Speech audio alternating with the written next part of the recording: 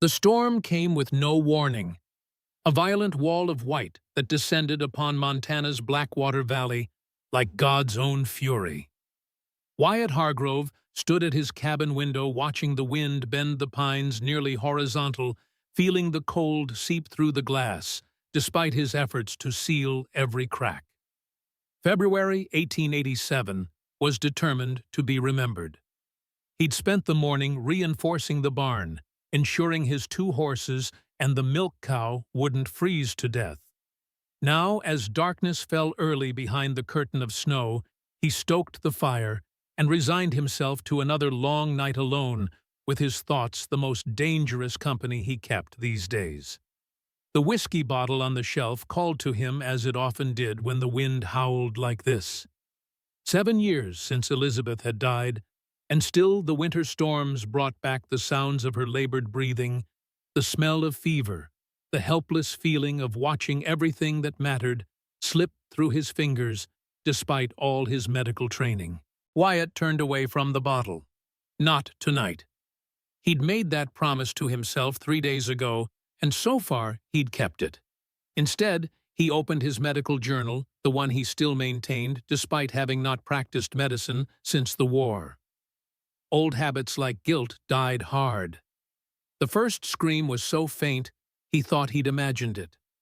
The second made him stand head-cocked toward the window. Help somebody, help us! No one should be out in this. No one would be foolish enough to travel the mountain pass in a February blizzard. Yet the voice came again, weaker this time, but unmistakable. Wyatt grabbed his coat and rifle without hesitation, wrapped his scarf twice around his face, and stepped into the howling void. The cold hit him like a physical blow, stealing his breath. Snow pelted his exposed skin like needles as he held a lantern high, its light swallowed by the whirling white. "Hello," he called. "Where are you?" Only the wind answered at first, then faintly a woman's voice, "Here, please, here." He followed the sound, trudging through snow, already knee-deep, the lantern's glow creating a small sphere of visibility that seemed to shrink with each passing minute. 20 yards from his cabin, the slope dipped toward the road, and there he found it. A wagon overturned, one wheel, spinning uselessly in the wind. A horse thrashing in the harness, wild-eyed with pain and fear. And beneath the broken canopy, half buried in snow, a woman clutching a bundle to her chest. "Hold on!" Wyatt shouted over the wind. "I'm coming!" He approached the horse first, speaking low and firm as he freed it from the harness. The animal limped away into the storm, and Wyatt turned his attention to the woman. She was young, perhaps 30, her face deathly pale against the darkness of her hair. Blood stained the snow beneath her, too much blood. "Ma'am, I'm going to help you," he said, kneeling beside her. "I'm a doctor." Her eyes fluttered open, unfocused at first, then finding his face with surprising clarity. "You?" she whispered, and something in her expression shifted from pain to wonder. "You finally came." Before Wyatt could question her words, she pulled back the blanket in her arms to reveal not one but 2 infants, impossibly small against the vastness of the storm. "Please," she said, her voice fading. "Take them." Wyatt's heart stopped. Twins. Newborns by the look of them, their tiny faces red and pinched with cold. "We need to get you all to safety," he said, already calculating how to transport 3 people through the blizzard. "Can you walk if I help you?" The woman shook her head slightly, a sad smile touching her blue-tinged lips. "Too late for me," she whispered. "Just save them." Wyatt had seen death approach too many times not to recognize its shadow. The woman's eyes were growing distant, her breathing shallow. The amount of blood soaking into the snow told its own story. "Your name," he said urgently. "Tell me your name." "Rebecca," she managed. "Rebecca Winters." "Rebecca, I'm going to take the babies to my cabin, then come back for you. Do you understand?" She didn't answer, her gaze now fixed on something beyond him. With trembling hands, she pressed the bundle toward him. "They need a father," she breathed, "and you need redemption." Wyatt took the infants, tucking them carefully inside his coat against his chest. The woman's hand fell away, her eyes still open, but seeing nothing now. "Rebecca," he called, even as he knew it was futile. The wind howled in response, driving the snow harder. The babies against his chest were too quiet, too still. One of them had stopped moving entirely. 7 years as a battlefield surgeon had taught Wyatt to make impossible choices. He couldn't save Rebecca. She was already gone. But the infants still had a chance if he moved fast. With one last look at the woman who somehow knew his name, he turned and fought his way back through the blizzard toward the cabin. Inside, the warmth hit him like a physical force. Wyatt laid the infants on his bed, unwrapping them quickly from their snow-dampened blankets. 2 tiny girls, no, a boy, and a girl, he realized as he examined them. The boy was moving weakly, face scrunched in a silent cry. The girl was motionless, her skin taking on a bluish tinge. "No," Wyatt muttered. "Not again." He moved with the efficiency that had once made him the most sought-after surgeon in his regiment. Rubbing the girl's limbs firmly, he wrapped her in warm, dry blankets, then held her close to his chest, willing his body heat to penetrate her tiny form. When she remained unresponsive, he laid her down gently and began the rhythmic chest compressions he'd perfected on soldiers 3 times her size. "Come on, little one," he urged. "Breathe." 1 minute passed. 2. The boy on the bed began to cry in earnest, now a thin wail that cut through Wyatt like a knife. Still, he continued working on the girl, refusing to accept what his medical training told him was inevitable. "Please," he whispered, no longer sure who he was talking to. "Please don't take another one." As if in answer, the tiny chest beneath his fingers spasmed, and the girl drew a ragged breath. Then another, her little face contorted, and a weak cry joined her brother's. Wyatt's hands trembled as he gathered both infants to his chest, holding them close as tears he hadn't allowed himself in years burned his eyes. "Thank you," he breathed. "Thank you." The night stretched long before him. Every 15 minutes he checked the infants, adjusting their swaddling, ensuring they were warm, but not too warm. He heated goat's milk on the stove, testing it on his wrist before using a clean cloth to drip it carefully into their mouths. The boy took to it readily, sucking at the cloth with surprising strength. The girl was weaker, but she swallowed when the milk touched her lips. By 3 in the morning, both babies were sleeping soundly in a makeshift cradle, fashioned from a wooden crate lined with sheepskin. Wyatt sat beside them on the floor, back against the wall, watching the steady rise and fall of their chests. Outside, the storm continued its assault, but inside the cabin, something like peace had taken root. When dawn broke gray and hesitant through the still-falling snow, Wyatt knew what he had to do. He bundled the infants securely, improvising a sling that kept them against his chest, and ventured out once more. The storm had eased enough that he could make out the path to the overturned wagon. Rebecca Winters lay where he had left her, now covered in a blanket of snow, her dark hair the only color in a world gone white. Wyatt brushed the snow from her face with gentle fingers, closing her eyes, before wrapping her body in a tarp from his barn. He couldn't leave her for the animals. He couldn't leave her at all, this stranger who had known his name.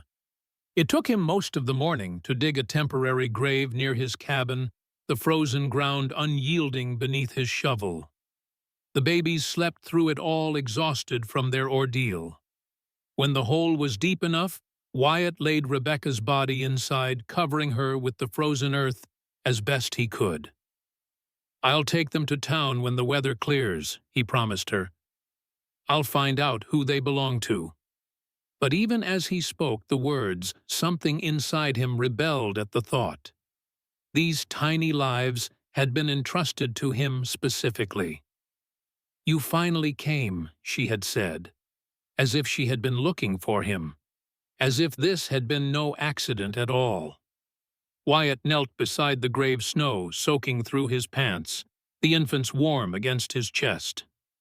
"I don't know who you are," he said to the freshly turned earth, "or how you knew me, but I swear I'll keep them safe until I understand what this means."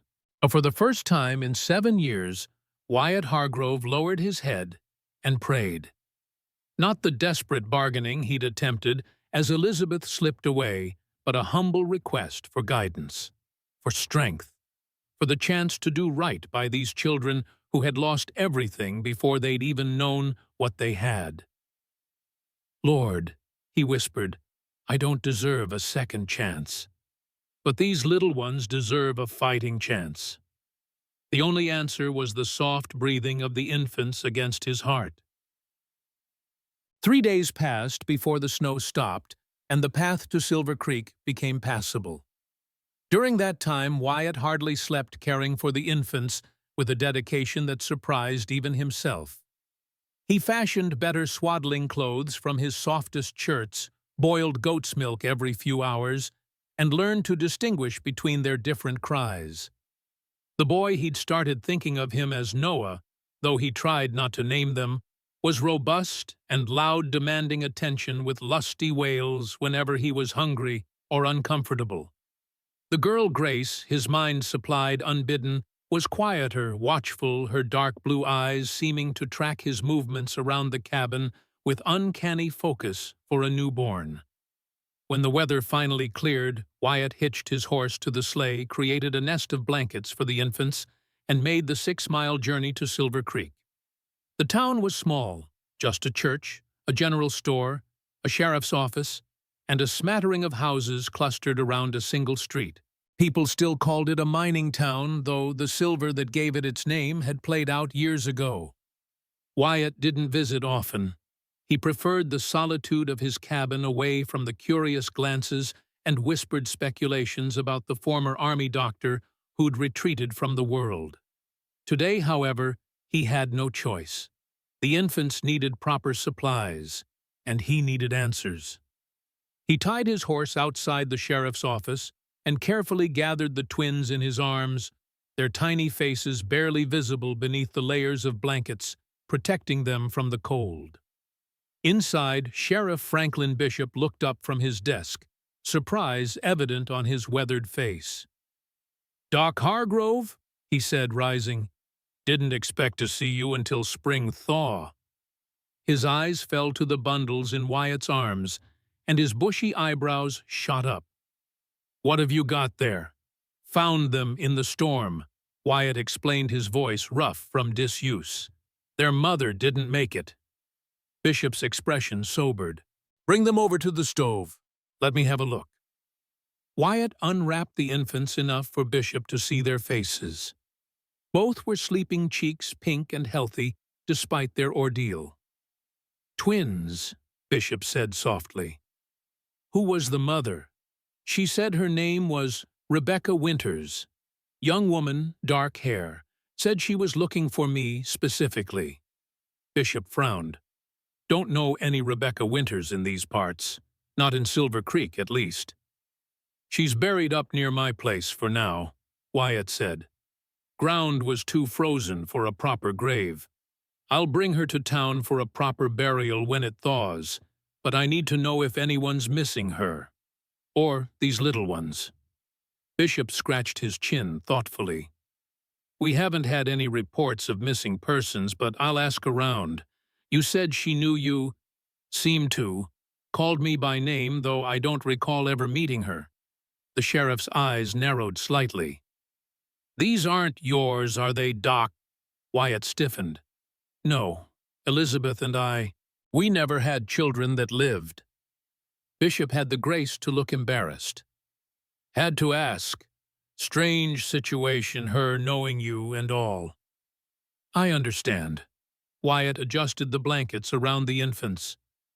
Is Thomas at the church? I should speak with him as well. Should be. Sunday service ended an hour ago, but he usually stays to prepare for the week. Wyatt nodded. I'll be at the general store after. Need to get supplies for these two until we figure out where they belong. As he turned to leave, Bishop called after him. Doc, what are you planning to do with them in the meantime? Wyatt looked down at the sleeping infants. Keep them safe, he said simply. It's what their mother asked of me. The church was quiet when Wyatt entered, the lingering scent of candle wax and pine boughs filling the small sanctuary. Father Thomas Grant was at the altar, arranging his Bible and papers for the coming week. He looked up at the sound of the door, his kind face breaking into a smile when he saw Wyatt. Dr. Hargrove, he said warmly. What a pleasant surprise. Unlike most of Silver Creek, Thomas never treated Wyatt with the wary respect that made conversations awkward. The young priest had arrived in town after Wyatt's self-imposed exile had begun, and somehow they'd developed a cautious friendship over the years.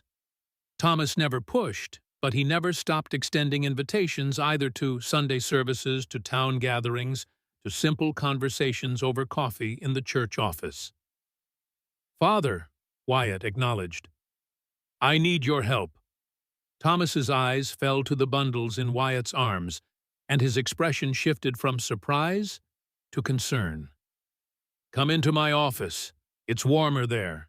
The priest's office was small but cozy, a pot-bellied stove in the corner radiating heat. Thomas cleared a space on his desk, and Wyatt carefully laid the infants down, unwrapping them from their cocoon of blankets. Dear Lord, Thomas breathed. Where did they come from? Wyatt explained the situation briefly, the storm, the overturned wagon, Rebecca Winters's dying words. Thomas listened without interruption, his face growing more troubled with each detail. She knew your name? He asked when Wyatt had finished. She did. Said I finally came, like she'd been expecting me. Thomas gently touched one of the infant's hands, smiling when tiny fingers curled reflexively around his. They seem healthy, considering their ordeal. The girl almost didn't make it, Wyatt admitted. But they're fighters, both of them. Have you named them? Wyatt hesitated. No, not officially. Seemed presumptuous. Thomas gave him a knowing look. But you think of them as something. Noah and Grace, Wyatt said reluctantly. Just in my head. Good names, Thomas nodded. Biblical, full of promise. I came to ask if you'd conduct a proper service for their mother when the ground thaws, and if anyone in town might know who she was. Of course I'll perform the service. As for who she might be, Thomas shook his head. I don't recall anyone by that name, but I'll consult the church records. Perhaps she was passing through, heading somewhere else when the storm caught her. She said she was looking for me, Wyatt reminded him. That doesn't sound like someone just passing through. No, it doesn't. Thomas studied Wyatt's face. What will you do with the children in the meantime? Bishop asked the same thing. I don't have a good answer yet. The county orphanage in Helena would take them, though it's not an ideal situation. Or there's Mrs. Holloway Margaret. She's been lonely since her husband passed. She might be willing to take them in. Wyatt looked down at the sleeping infants. The thought of sending them away to strangers, or even to the kindly widow Holloway, made something in his chest constrict painfully. I'll keep them, he said, surprising himself, until we find out where they belong. Thomas raised an eyebrow. You alone in that cabin? I've managed so far, Wyatt said defensively. I was a doctor. Remember, I know how to keep them alive. Keeping them alive is the bare minimum, Wyatt. Babies need more than that. They need love, attention, constant care. And you think I'm incapable of providing those things? The words came out sharper than he intended. Thomas's expression softened. I think you've been alone a long time, my friend. By choice, taking on 2 infants is a significant change to that choice. Wyatt couldn't argue with that. He'd chosen isolation, retreated from the world and its demands after Elizabeth died, after the war, after everything. Their mother entrusted them to me, he said finally. Specifically, I need to understand why before I pass that responsibility to someone else. Thomas nodded slowly. I understand, but you don't have to do it all alone. Let us help. Margaret would be happy to show you how to care for them properly. The town can provide supplies, clothes. I don't need charity, Wyatt began, but Thomas cut him off. It's not charity, it's community. Something you've been avoiding for 7 years. Maybe this is God's way of bringing you back to the fold. Wyatt didn't have a response to that. He carefully rewrapped the infants, preparing to leave. I'll stop by the general store for supplies, then head back to the cabin. If you learn anything about Rebecca Winters, send word. I will, Thomas promised. And Wyatt, my door is always open, for counsel, for help, or just for a moment's rest. Wyatt nodded once, then carried the precious bundles back out into the cold.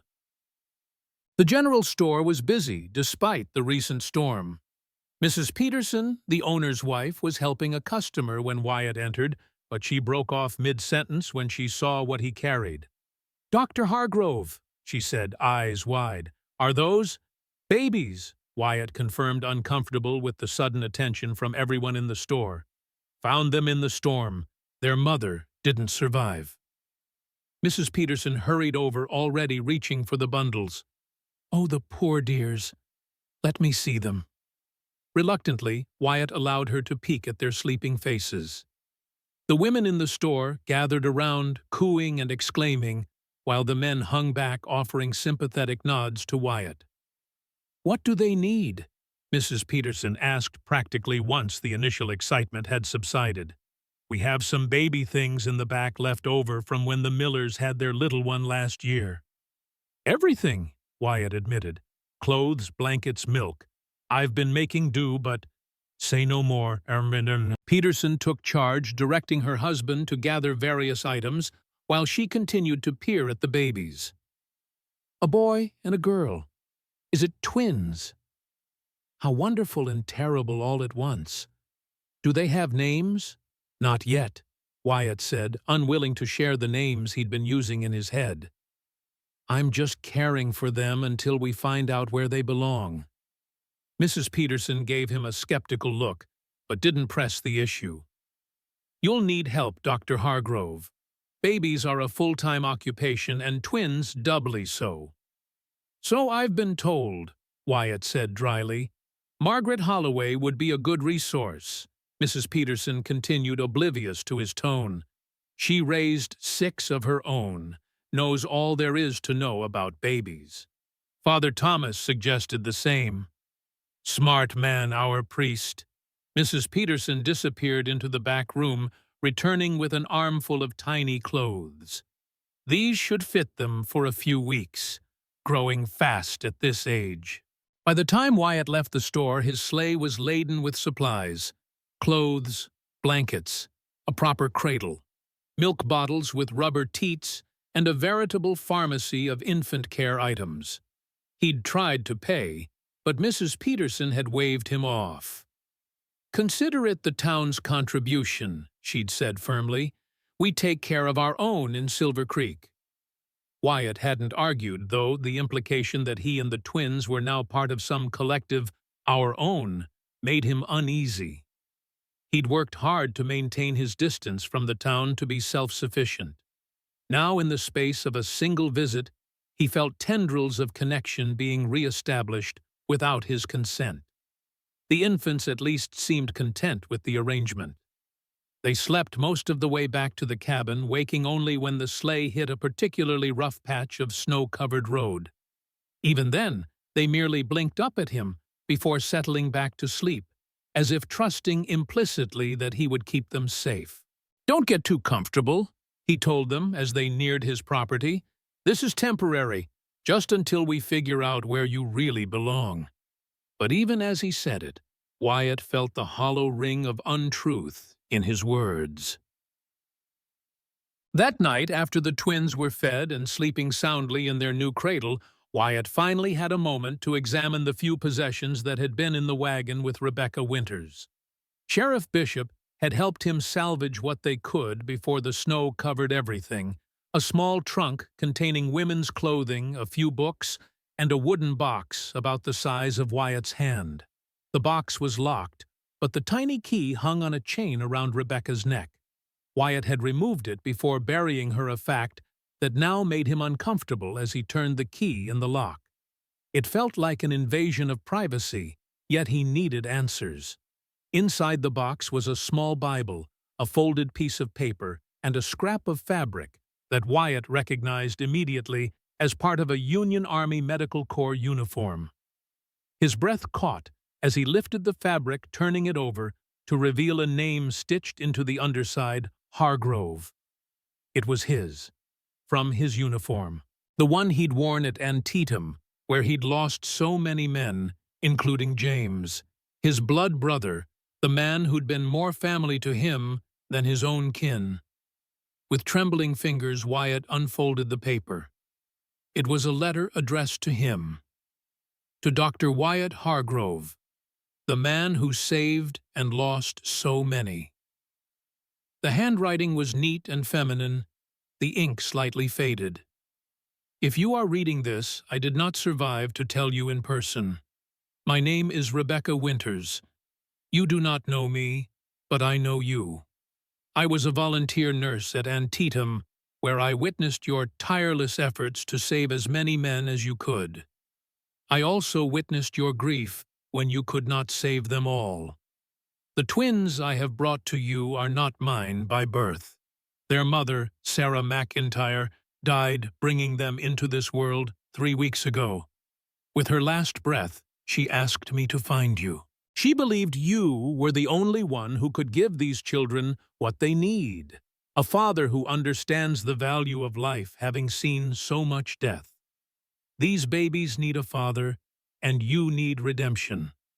Sarah believed this to be true, and having seen you work, having heard the stories of your sacrifice, I have come to believe it too.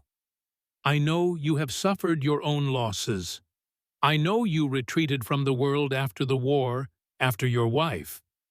But these children offer you a chance to heal as you help them grow.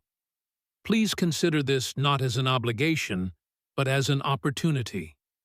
Look for answers in the cabin of Sarah McIntyre, 5 miles north of Silver Creek, near the old Mackenzie mine. There you will find what you need to understand. With hope and faith, Rebecca Winters. Wyatt read the letter 3 times, his mind struggling to make sense of it all. Rebecca had known him from the war. She'd brought these children to him specifically at the request of their dying mother, a woman named Sarah McIntyre, who somehow knew him well enough to entrust her children to him. None of it made sense. Wyatt had never met a Sarah McIntyre, had never been to the Mackenzie mine, yet here were her children sleeping peacefully in his cabin, delivered to him through a blizzard by a woman who believed he needed redemption. He folded the letter carefully and returned it to the box, along with the scrap of uniform. The Bible he kept out, opening it to find an inscription on the first page: "To Sarah, may you find peace in these pages as I have. Your friend Rebecca."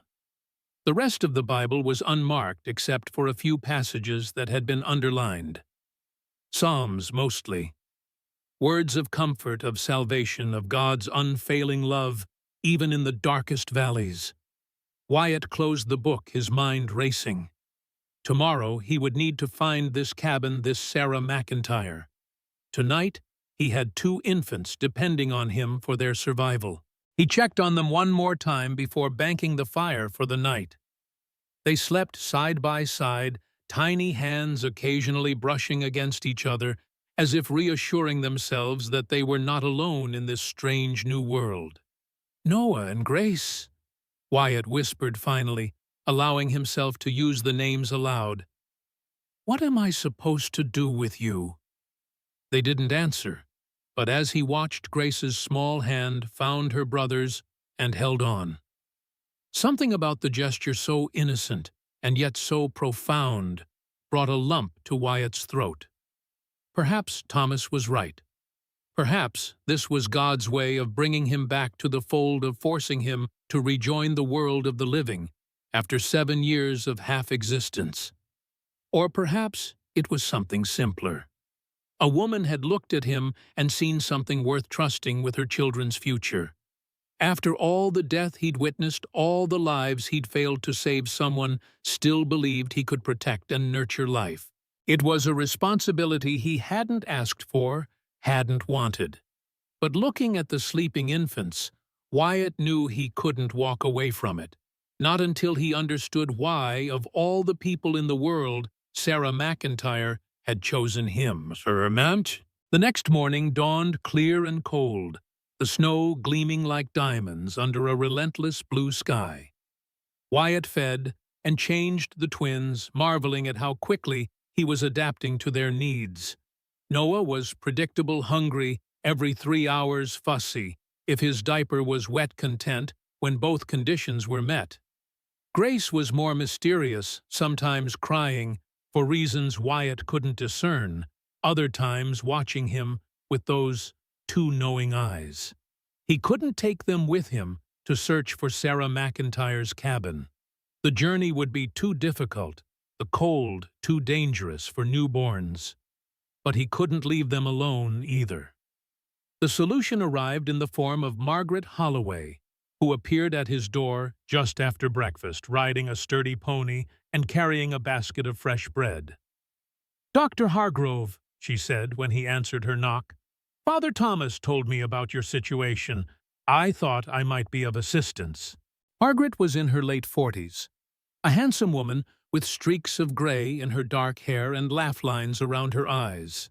She'd lost her husband to pneumonia 3 years earlier, and since then had become the town's unofficial helper, stepping in whenever illness or new babies or aging parents created a need. "Mrs. Holloway," Wyatt said, surprised. "I wasn't expecting visitors."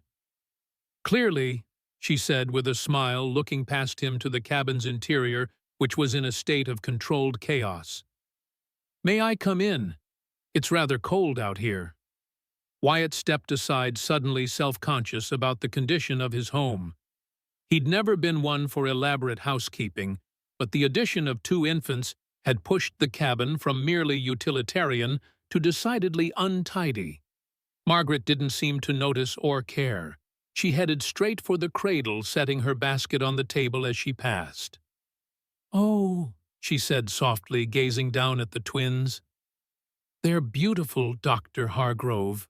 "Wyatt," he corrected automatically, "and they're not mine. I'm just watching over them until we find where they belong." Margaret gave him a knowing look. "Of course. Well, these little ones need watching over by someone who knows what they're doing. I raised 6 of my own, you know." "So I've been told." "I thought perhaps you might need a few hours to yourself," she continued, "to rest or to take care of any business that's difficult with twins in tow." Wyatt hesitated. He didn't know Margaret well, had only exchanged pleasantries with her in town over the years, but everyone in Silver Creek spoke highly of her, and she clearly knew more about babies than he did. "Actually," he said slowly, "there is something I need to do, but I wouldn't want to impose." "Nonsense," Margaret said briskly. "It's no imposition. I've been rattling around my empty house for too long. A few hours with these little angels will do me good." Wyatt looked at her skeptically. "Angels might be an overstatement." Margaret laughed a warm sound that seemed to fill the cabin. All babies are angels, Dr. Hargrove, even when they're screaming their heads off at 3 in the morning. Despite himself, Wyatt smiled. If you're sure, I am. Go do what you need to do. We'll be fine here. Wyatt showed her where he kept the milk, the clean cloths, the fresh diapers. Margaret listened patiently, though it was clear she knew far more about infant care than he did. They've been fed recently, he explained. But Noah the boy will be hungry again in about an hour. Grace seems to eat less frequently, but she's fussier about being held. Noah and Grace, Margaret repeated. Lovely names. They're not official, Wyatt said quickly. Just what I've been calling them. Names have power, Dr. Hargrove. They shape who we become. Margaret shooed him toward the door. Go on now. We'll be here when you get back. With one last glance at the twins, Wyatt grabbed his coat and hat. He had a cabin to find. The old Mackenzie mine had been abandoned for years. The silver played out long before Wyatt arrived in Blackwater Valley. He'd passed near it occasionally while hunting, but had never had reason to explore the area.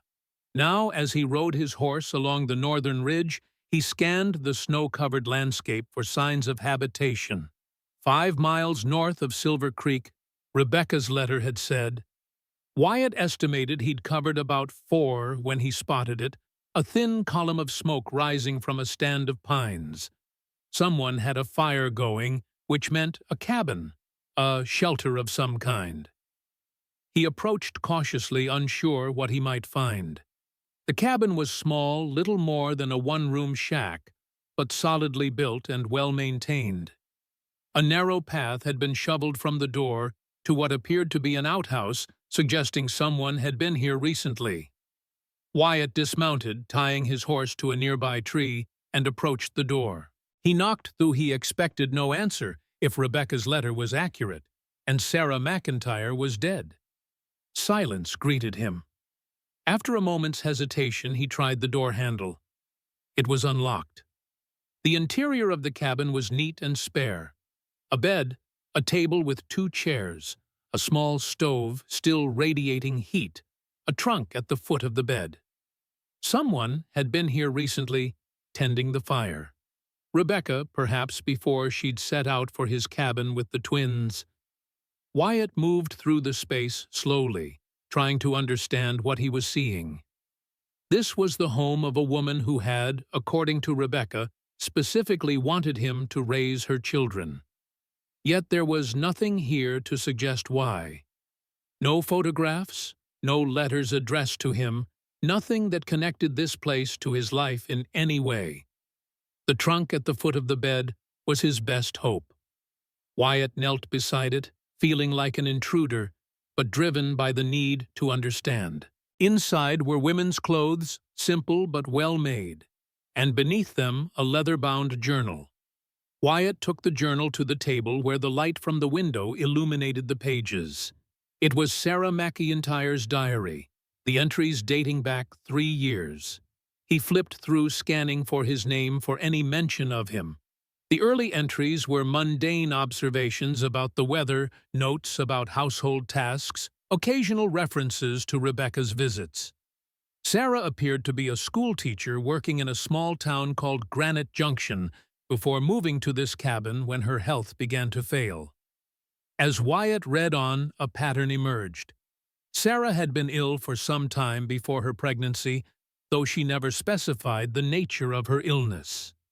When she discovered she was with child twins, the doctor in Granite Junction had confirmed she seemed to accept that she might not survive the birth. Then, in an entry dated 6 months before the present, Wyatt found it. His name. Rebecca brought news today of Dr. Wyatt Hargrove, the Army surgeon who saved so many during the war. She says he lives as a recluse, now in a cabin not far from here. She knew him at Antietam, saw him work tirelessly to save men. Others had given up for dead. She says he lost his wife and child years ago, that grief has made him withdraw from the world. But she believes there is still a good man beneath the sorrow, a man who might be saved by the right purpose. I think of my babies growing inside me, and I wonder if they might be that purpose. If I don't survive their birth, and Dr. Miller says this is likely, they will need someone strong to raise them. Someone who understands loss, but hasn't been destroyed by it. Someone who values life because he has seen how fragile it is. I have asked Rebecca to find him, to tell him my wish. She thinks I'm being foolish, that a stranger would never agree to such a thing. But I have faith. Faith that God brings the right souls together at the right time. Wyatt sat back stunned. Sarah McIntyre had chosen him based on Rebecca's stories about his work during the war. She'd never met him, never even seen him. Yet she'd entrusted her children to him with a conviction that bordered on prophecy. He read on looking for more references to himself, but found few. Sarah's later entries focused on her preparations for the babies, her growing weakness, her conversations with God. She seemed at peace with her fate, concerned only that her children would be cared for after she was gone.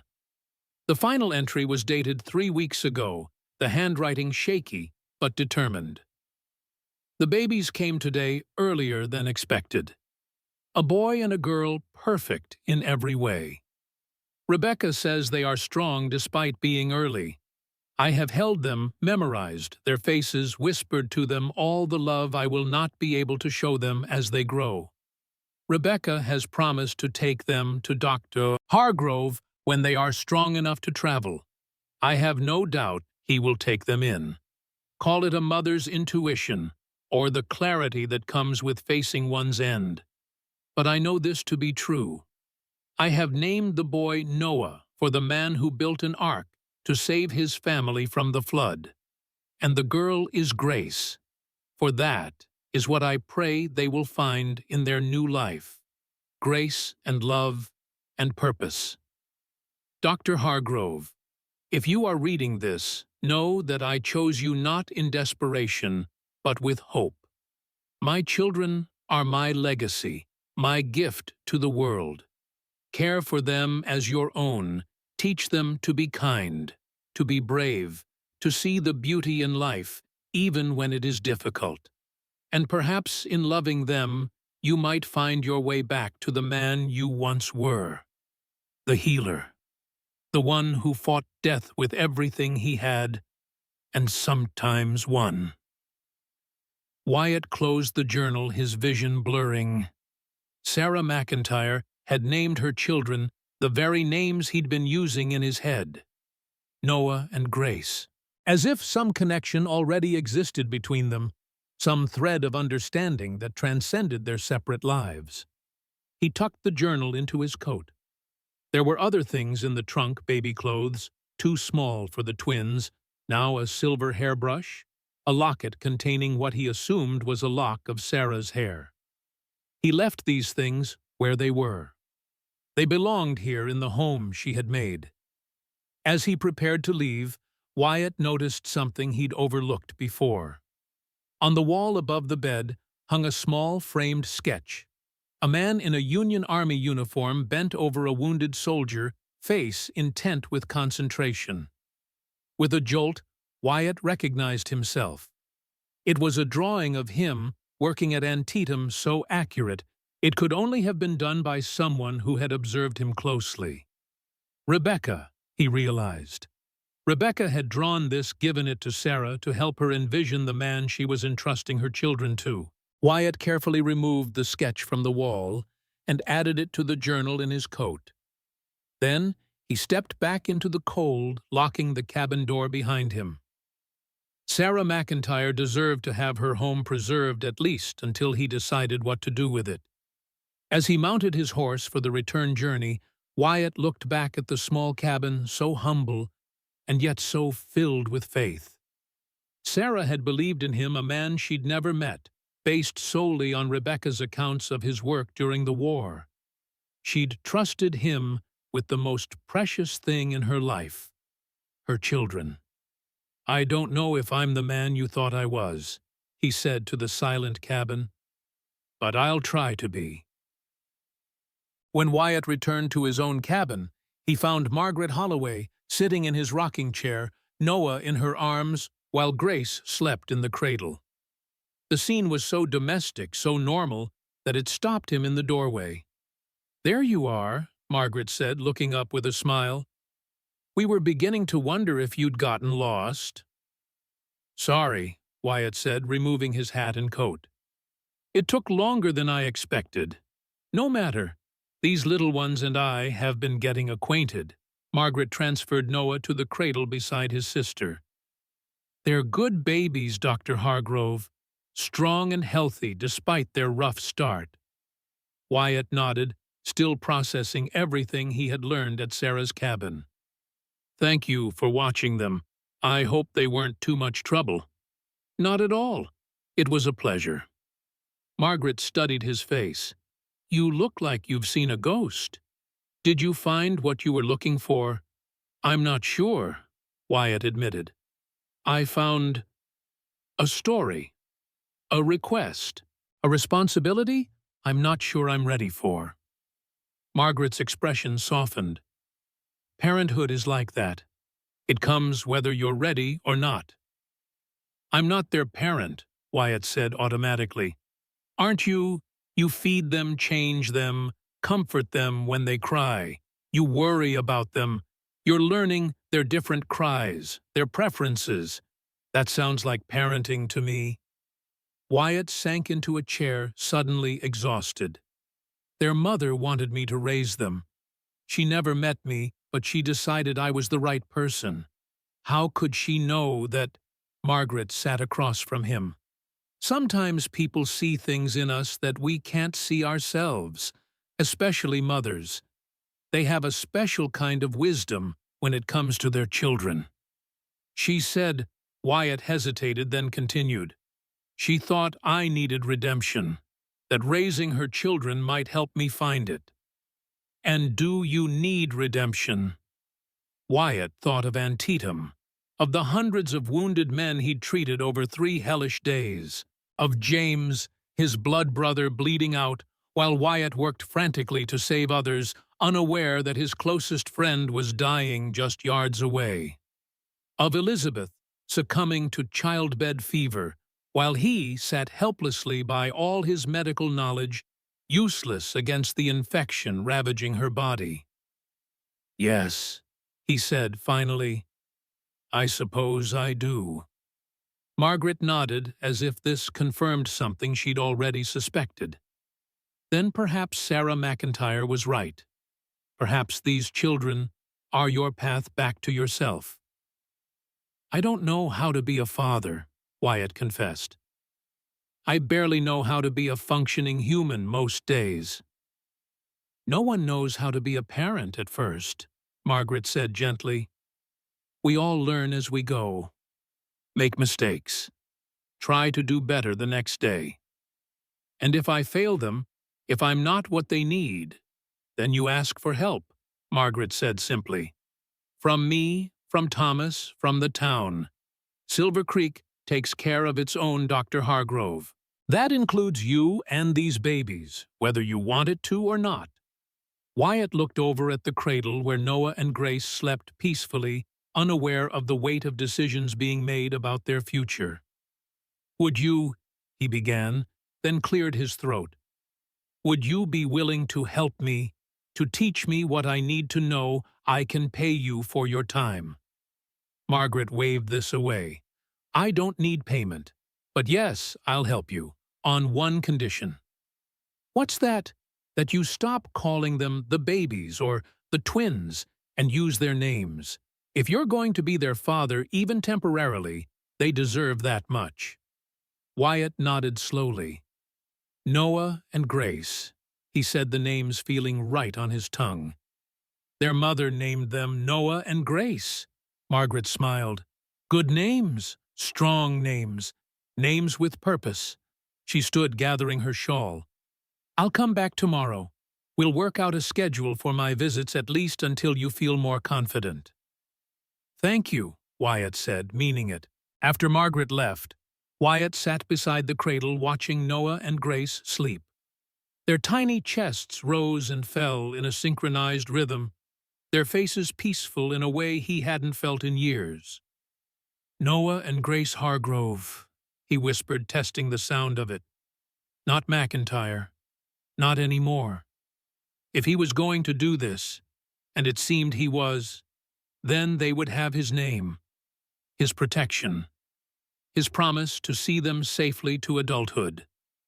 He thought of Sarah's final journal entry, her certainty that he would take her children, her faith in a man she'd never met. He thought of Rebecca traveling through a blizzard to fulfill her friend's last wish, dying in the attempt, but succeeding in her mission.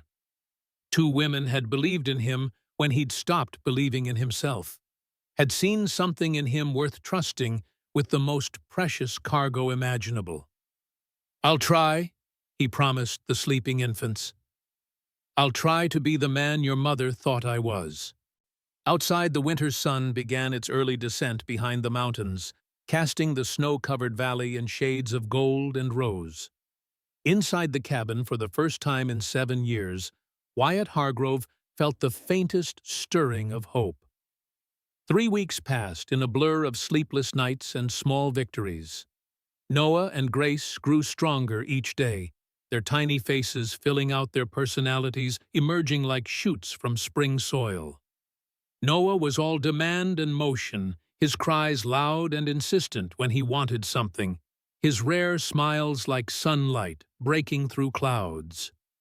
Grace watched the world with thoughtful eyes, quieter, but no less determined, her small hand often reaching for her brother, as if to anchor them both in this strange new life.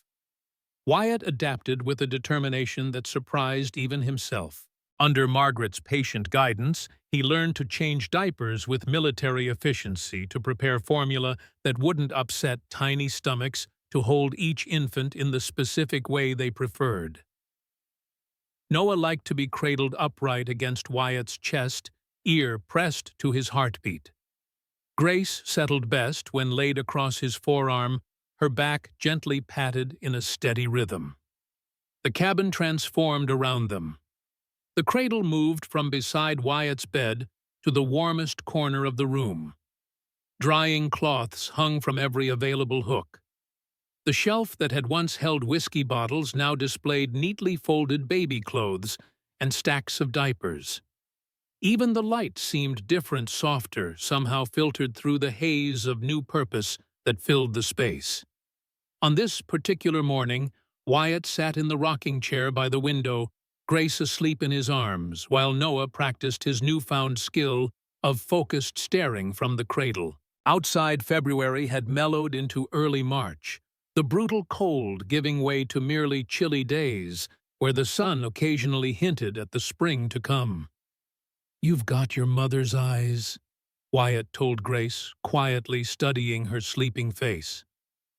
"According to her journal, at least. Eyes like twilight," she wrote. "Neither blue nor gray, but something in between." He'd taken to reading Sarah's journal to the twins each evening, feeling they should know something of the woman who had brought them into the world. Some entries he edited as he read, others he skipped entirely, but he wanted her words, her thoughts, to be part of their lives, even if she could not be. A knock at the door interrupted his thoughts. Noah's head turned toward the sound with surprising coordination for a month-old infant. "That'll be Margaret," Wyatt told him, carefully laying Grace in the cradle beside her brother before answering the door.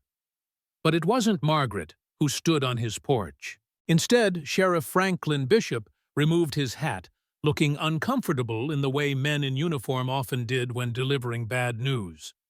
"Dr. Hargrove," he said, nodding once. "Hope I'm not interrupting." "Not at all," Wyatt replied, though in truth, every moment away from the twins felt like an interruption these days. "Come in. It's still cold out there." Bishop stepped inside his gaze, immediately finding the cradle and its occupants. "They're growing," he observed. "Looking healthy." "They are. Wyatt gestured to the table. Coffee, it's fresh. Wouldn't say no. Bishop sat placing his hat on the table. Actually, came to talk about the little ones and their mother. Wyatt poured 2 cups of coffee, his movements deliberate as he prepared for whatever was coming. Did you find something? Not exactly. Bishop accepted the cup with a nod of thanks. But someone found us. Woman arrived in town yesterday asking questions about Rebecca Winters and a pair of twin babies. Wyatt's hand stilled on his own cup. Who says her name is Eleanor Graves, claims to be a cousin of the baby's mother, not Rebecca, but the other one, Sarah McIntyre. Bishop raised an eyebrow. You know about her then? I found her cabin, read her journal. Wyatt glanced at the twins. She died in childbirth. Asked Rebecca to bring Noah and Grace to me specifically. Well, this Eleanor Graves tells a different story. Says Sarah was her cousin, that the family's been looking for her and the babies since she disappeared from Granite Junction last year. Has papers that seem legitimate birth certificates for the twins naming Sarah as their mother and Eleanor as their godmother and designated guardian in case of Sarah's death.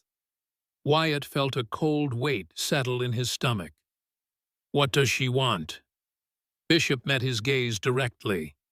The children, Doc. She wants to take them back to Virginia, says there's family there waiting for them. A big house, servants, everything they could need. They have everything they need right here, Wyatt said more sharply than he intended. I understand you've grown attached. It's not about attachment. It's about respecting Sarah's wishes. She chose me to raise her children. She was explicit about that in her journal. Bishop sighed. I believe you, but a handwritten journal might not hold up against legal papers in a court of law. And Miss Graves seems determined to pursue this through legal channels if necessary. She can pursue whatever she wants. Noah and Grace stay with me. Wyatt's voice was firm, his jaw set in a way that those who had served with him would have recognized as dangerous. She's asked to meet with you, Bishop said after a moment. Said she'd like to see the children to discuss the situation civilly before involving the courts. When she's staying at the hotel in town, said she could come out here tomorrow, or you could bring the twins to her. Wyatt considered his options. Meeting in town would mean witnesses, potential allies, if this woman tried anything. But it would also mean exposing Noah and Grace to the journey to whatever illness might be circulating among the townspeople. Tell her she can come here, he decided. Tomorrow afternoon. Bishop nodded clearly, relieved that Wyatt wasn't refusing outright. I'll let her know. For what it's worth, Doc, she seems genuinely concerned about the welfare of the children. Not everyone would have tracked them across 3 states. Concern doesn't equal right, Wyatt said quietly, and determination doesn't equal love. After Bishop left, Wyatt checked on the twins, both now sleeping peacefully in their cradle. He touched each of their cheeks, gently reassuring himself of their presence, their safety. No one's taking you anywhere, he promised them. No one. Eleanor Graves arrived precisely at 2 o'clock the following afternoon, driven by Sheriff Bishop in his wagon. Wyatt watched from the window as they approached, studying the woman who threatened the fragile new life he was building. She was younger than he expected, perhaps 30, with dark hair pinned neatly beneath a fashionable hat. Her traveling suit was of good quality, if somewhat worn at the edges, and she carried herself with the kind of confident grace that came from proper upbringing. Wyatt opened the door before they reached it, standing in the threshold like a sentry. Dr. Hargrove, Bishop said, helping Eleanor down from the wagon. This is Miss Eleanor Graves. Miss Graves, Dr. Wyatt Hargrove. Miss Graves, Wyatt acknowledged with a stiff nod. Dr. Hargrove. Her voice was cultured with the soft vowels of Virginia. Thank you for agreeing to meet with me. I understand this must be quite a shock. Please come in. Wyatt stepped aside, allowing her to enter the cabin. Bishop followed his expression, making it clear he intended to stay for the conversation. Eleanor's eyes immediately found the cradle, and something in her face softened. "May I?" she asked, gesturing toward the sleeping infants. Wyatt nodded reluctantly. She approached the cradle slowly, as if afraid of waking them, and stood looking down at Noah and Grace for a long moment. "They look like her," she said finally, her voice hushed. "Sarah, around the eyes and mouth." "You knew her well?" Wyatt asked, watching Eleanor carefully. "We grew up together in Richmond. Our mothers were sisters." Eleanor turned to face him. "Sarah was always the adventurous one. When she decided to head west to teach school, none of us were surprised. But when she stopped writing last year, we became concerned." "She was ill," Wyatt said. "Before the pregnancy. She mentions it in her journal, though not the specific nature of her illness." Eleanor nodded. "Consumption. Not severe, but enough that the doctor in Richmond advised against the journey west. She went anyway, of course. Sarah never did listen to advice she didn't like." Wyatt gestured to the table where he'd set out coffee and the simple cookies Margaret had brought the day before. "Please sit. We have much to discuss." Eleanor removed her gloves and hat, setting them aside before taking a seat. Bishop joined them, his presence a silent reminder of the potential legal complications ahead. "I understand from Sheriff Bishop that you have documents." Wyatt began pouring coffee for his guests. "Birth certificates, guardianship papers." "Yes." Eleanor withdrew a folder from her handbag, opening it to reveal several official-looking documents. "These are copies of the originals which are safely stored with my attorney in Richmond. The birth certificates for Noah and Grace McIntyre, born January 17, 1887. And this is Sarah's will, in which she names me as guardian of her children in the event of her death." Wyatt examined the papers carefully.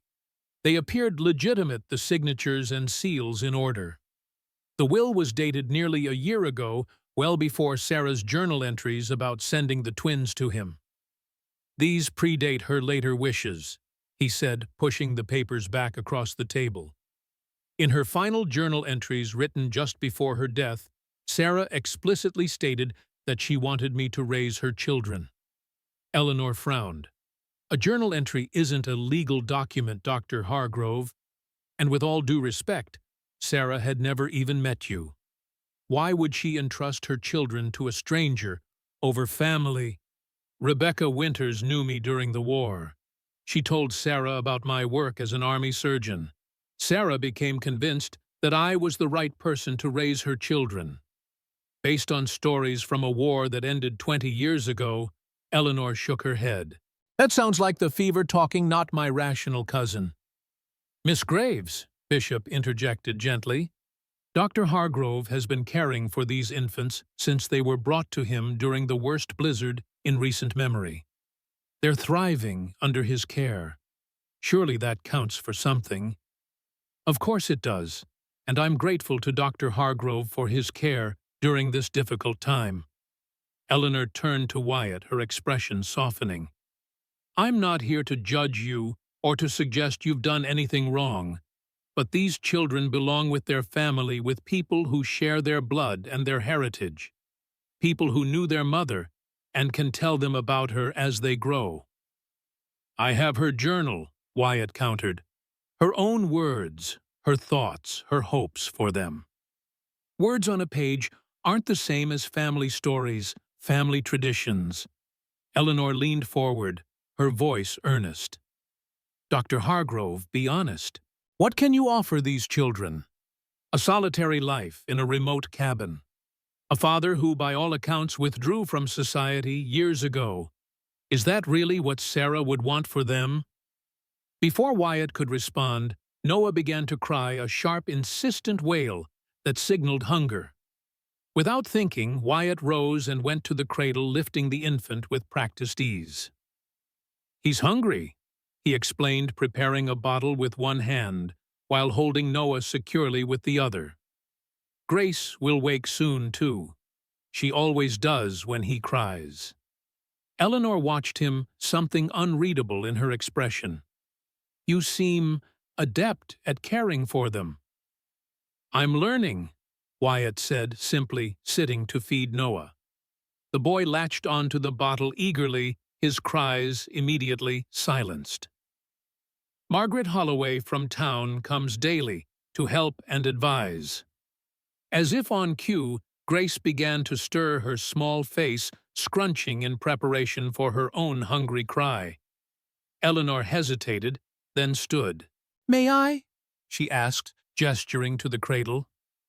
Wyatt nodded, though something protective coiled in his chest, as Eleanor carefully lifted Grace.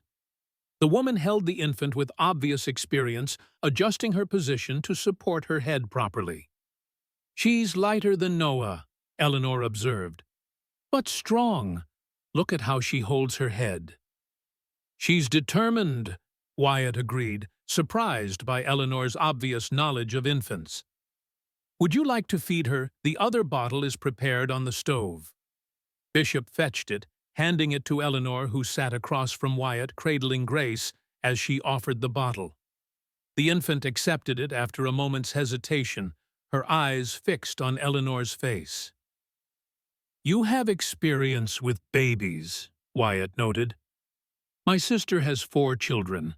I helped raise them after her husband died in '79. Eleanor's attention remained on Grace, her expression softer than at any point since her arrival. "They live with me in Richmond now, in the family home." The 4 of them sat in surprising harmony for several minutes, the only sounds the soft suckling of the twins at their bottles and the occasional crackle from the stove. Wyatt studied Eleanor over Noah's head, reassessing his initial impressions. She clearly cared about children. She had experience, and she had legal documents that would likely supersede Sarah's journal in any court. "Miss Graves," he said finally, "I understand your position. I understand the legal standing you have. But I made a promise to Sarah through her journal to Rebecca, as she lay dying, and most importantly to Noah and Grace themselves. I promised to care for them, to raise them as my own. I intend to honor that promise." Eleanor met his gaze, her own steady and determined. "And I made a promise to Sarah long before she came west, that if anything happened to her, I would look after what she loved most. I intend to honor that promise as well." Bishop cleared his throat. "Perhaps there's a middle ground here, a compromise of some sort." "What kind of compromise?" Wyatt asked, not taking his eyes from Eleanor. "I don't know," Bishop admitted, "but surely 2 people who both clearly care about these children can find a solution that serves their best interests." Eleanor gently adjusted Grace's position as the infant finished her bottle.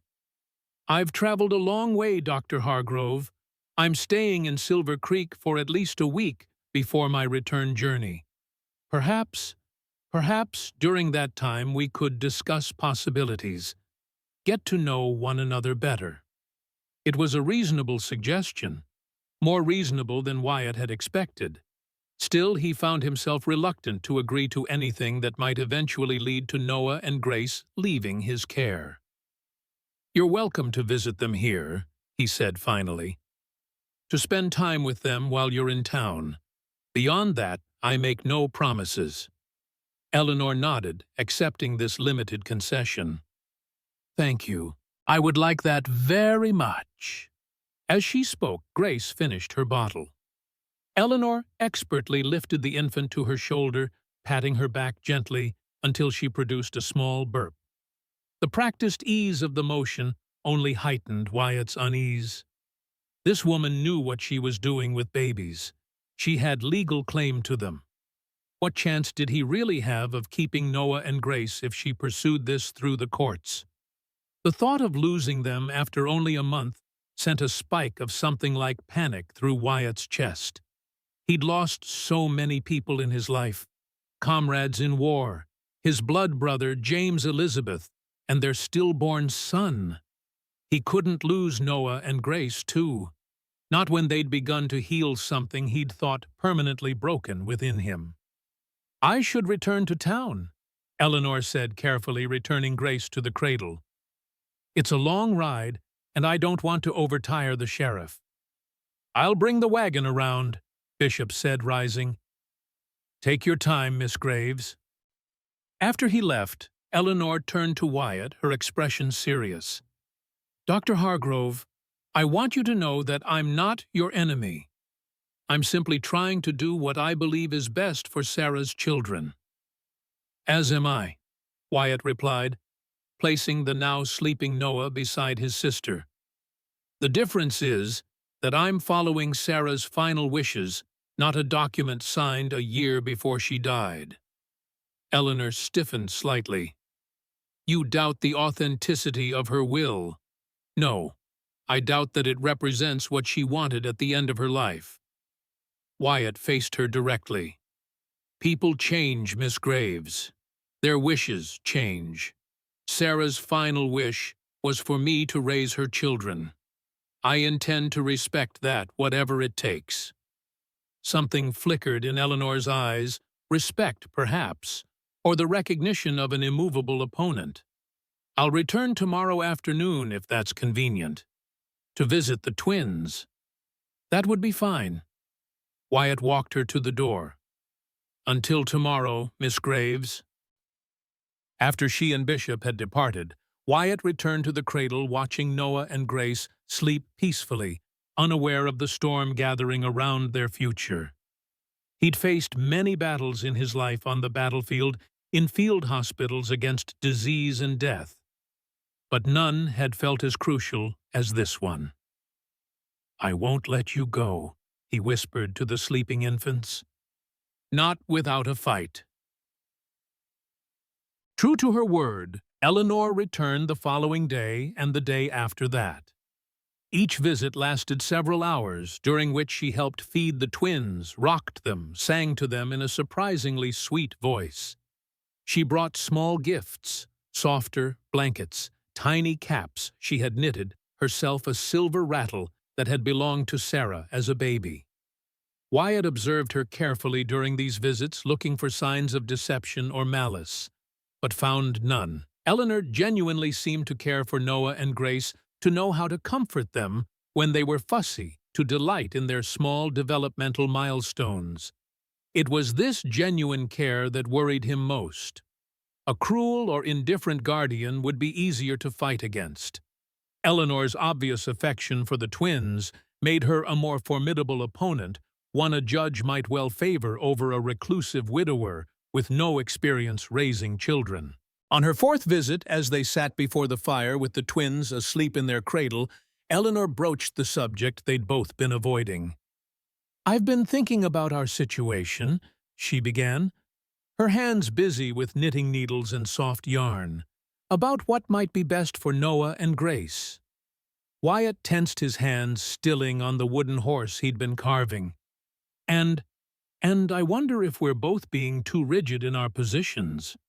Eleanor set her knitting aside, meeting his gaze directly. "The truth is, Dr. Hargrove, these children need stability. They need a permanent home, a clear understanding of who their family is. This limbo we've created cannot continue indefinitely." "I agree," Wyatt said carefully, "which is why I intend to formally adopt them." Eleanor's eyebrows rose. "You've consulted a lawyer about this?" "Not yet, but I will.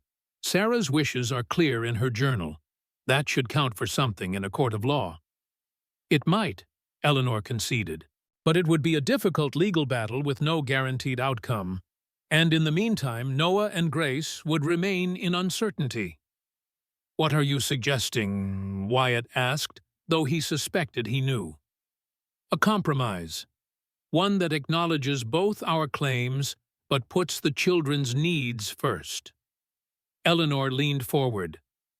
Let me take them back to Virginia, to the home Sarah grew up in, surrounded by family who knew and loved their mother.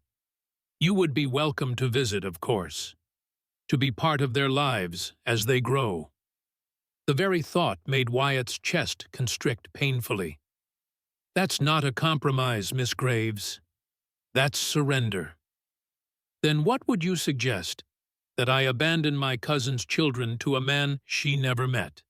That I ignore her legal will naming me as their guardian?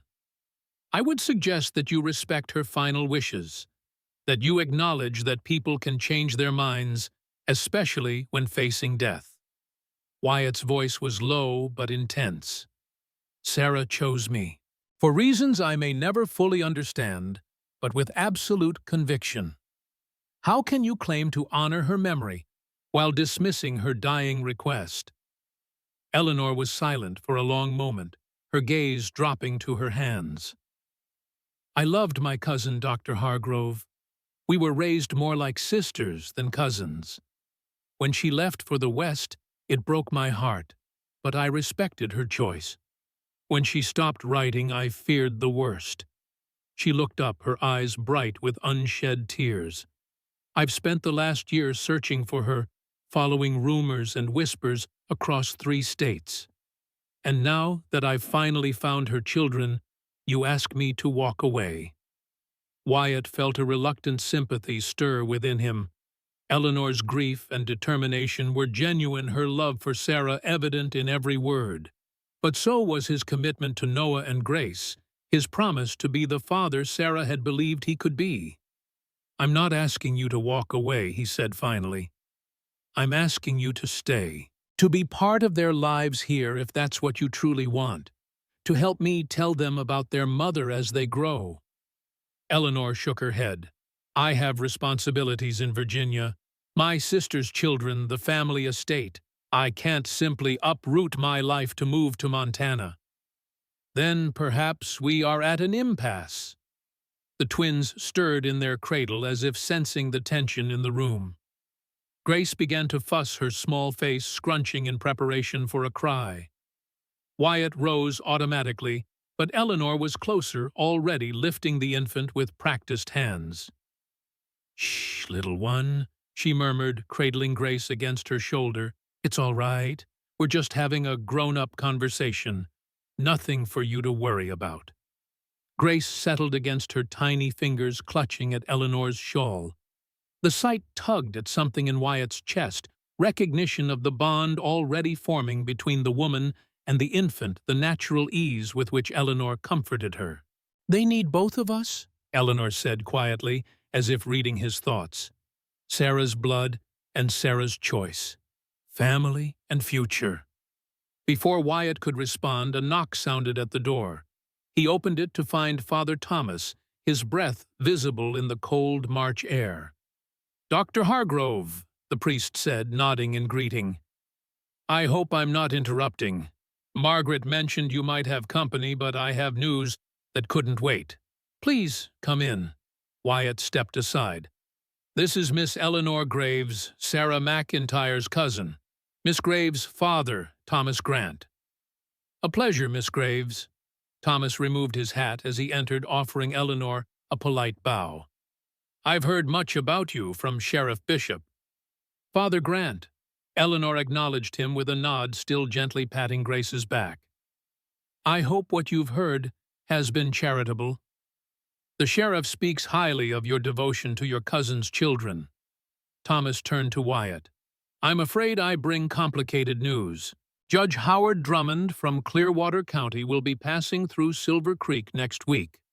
Sheriff Bishop has arranged for him to hear the matter of the twins' guardianship while he's here." Wyatt felt his stomach drop. So soon. The judge's circuit is tight, and he won't be back this way for months. Bishop thought it best to resolve the situation quickly for everyone's sake. Eleanor's expression revealed nothing, but her hand tightened slightly on Grace's blanket. "When exactly will the hearing be?" "Next Thursday at the town hall, 10 in the morning." Thomas looked between them, his expression sympathetic. I know this is difficult for both of you. I've offered to open the church for a prayer service beforehand, if either of you would find that comforting. Thank you, Father, Eleanor said. I would appreciate that. Wyatt nodded his agreement, though prayer felt like insufficient armor for the battle ahead. Will you stay for coffee, Thomas? I've just put a fresh pot on. I wish I could, but I'm due at the Hendersons. Their eldest is quite ill, and I promised to sit with him while his parents rest. Thomas touched Wyatt's shoulder briefly. I'll stop by tomorrow if that's all right. We can discuss how best to prepare for the hearing. After Thomas left, a heavy silence fell over the cabin. Eleanor continued to hold Grace, who had fallen back asleep against her shoulder. Well, she said finally, it seems matters have been taken out of our hands, at least in terms of timing. So it would seem. Wyatt poured himself a cup of coffee, not bothering to ask if Eleanor wanted one. Do you have legal representation? I have letters from my attorney in Richmond supporting my claim. And the will, of course. Eleanor carefully returned Grace to the cradle. And you, Sarah's journal, Rebecca's letter, my promise. Eleanor studied him for a long moment. It won't be enough, Dr. Hargrove, not against legal documents. We'll see. Wyatt's jaw set in a hard line. I've faced worse odds. This isn't a battle, it's a legal proceeding. Eleanor gathered her shawl around her shoulders, and the law is quite clear on such matters. Blood relations take precedence, especially when supported by the deceased's written will. Sarah's journal is her written will, her final one. Eleanor sighed, suddenly looking tired. I should return to town. It's getting late, and I have preparations to make. Wyatt didn't try to stop her. They had said all there was to say for now.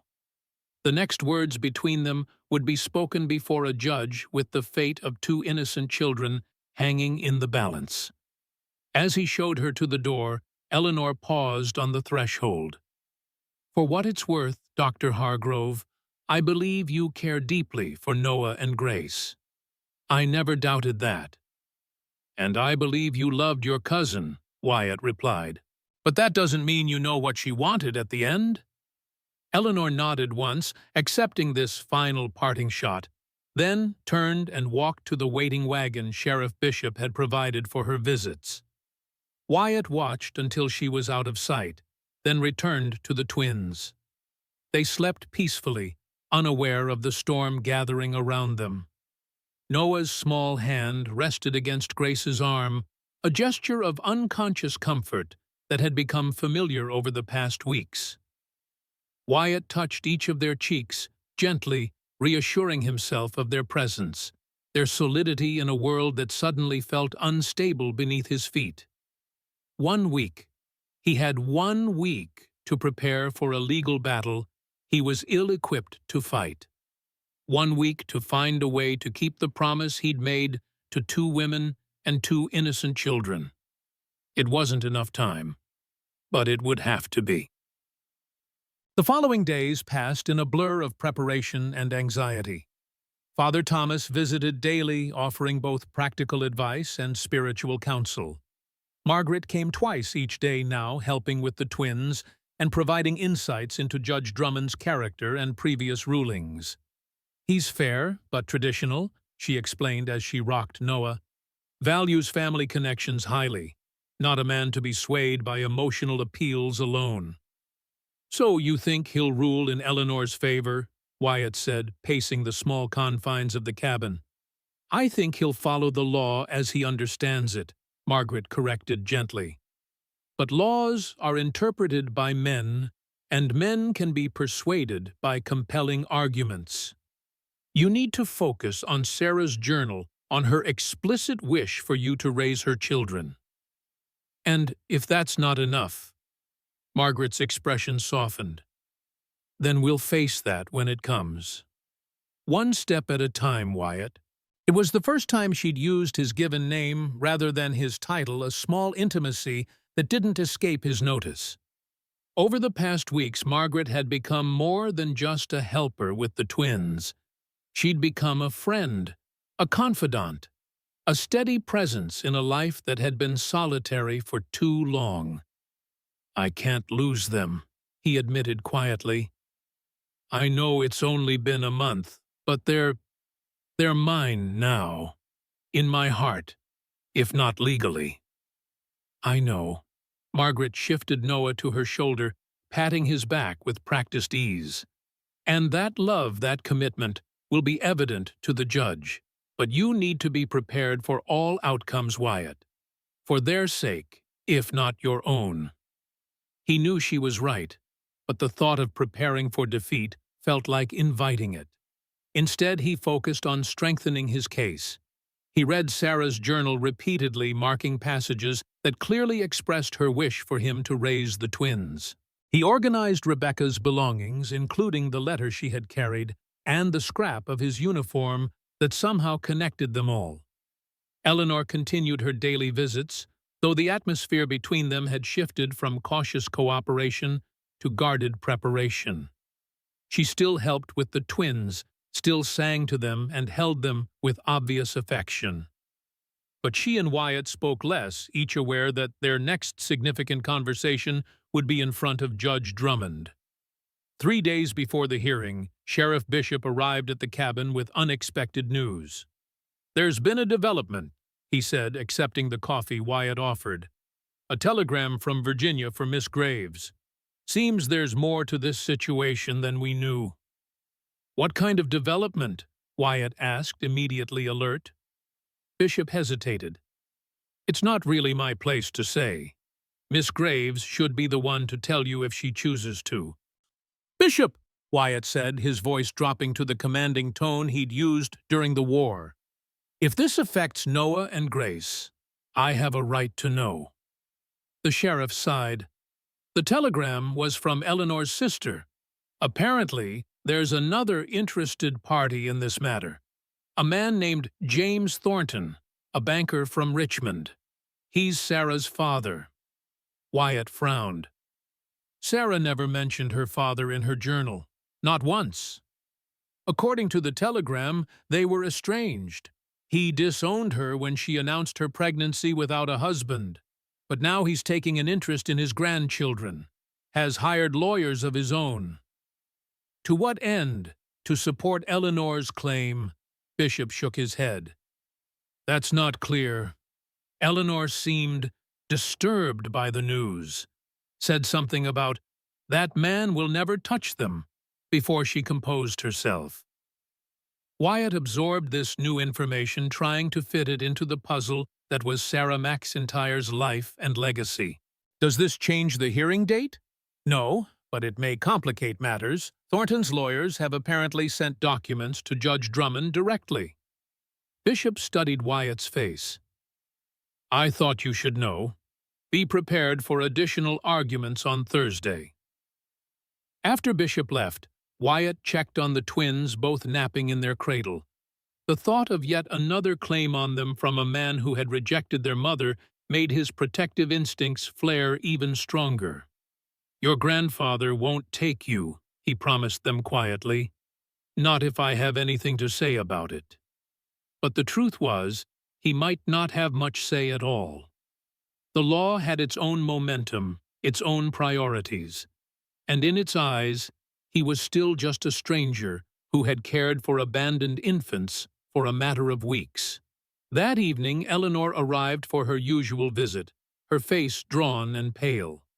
She refused Wyatt's offer of tea instead, sitting directly beside the cradle watching Noah and Grace sleep. "I suppose Sheriff Bishop told you about the telegram," she said finally. "He did, though not the details." Eleanor's fingers traced the edge of the cradle, a nervous gesture Wyatt hadn't seen from her before. "James Thornton is Sarah's father, my uncle by marriage. He was not kind to Sarah when she told him about her pregnancy, called her terrible names, threw her out of the house, forbade any of us from helping her. Yet now he wants her children. Not out of love or remorse, Eleanor said bitterly. Out of pride and appearances.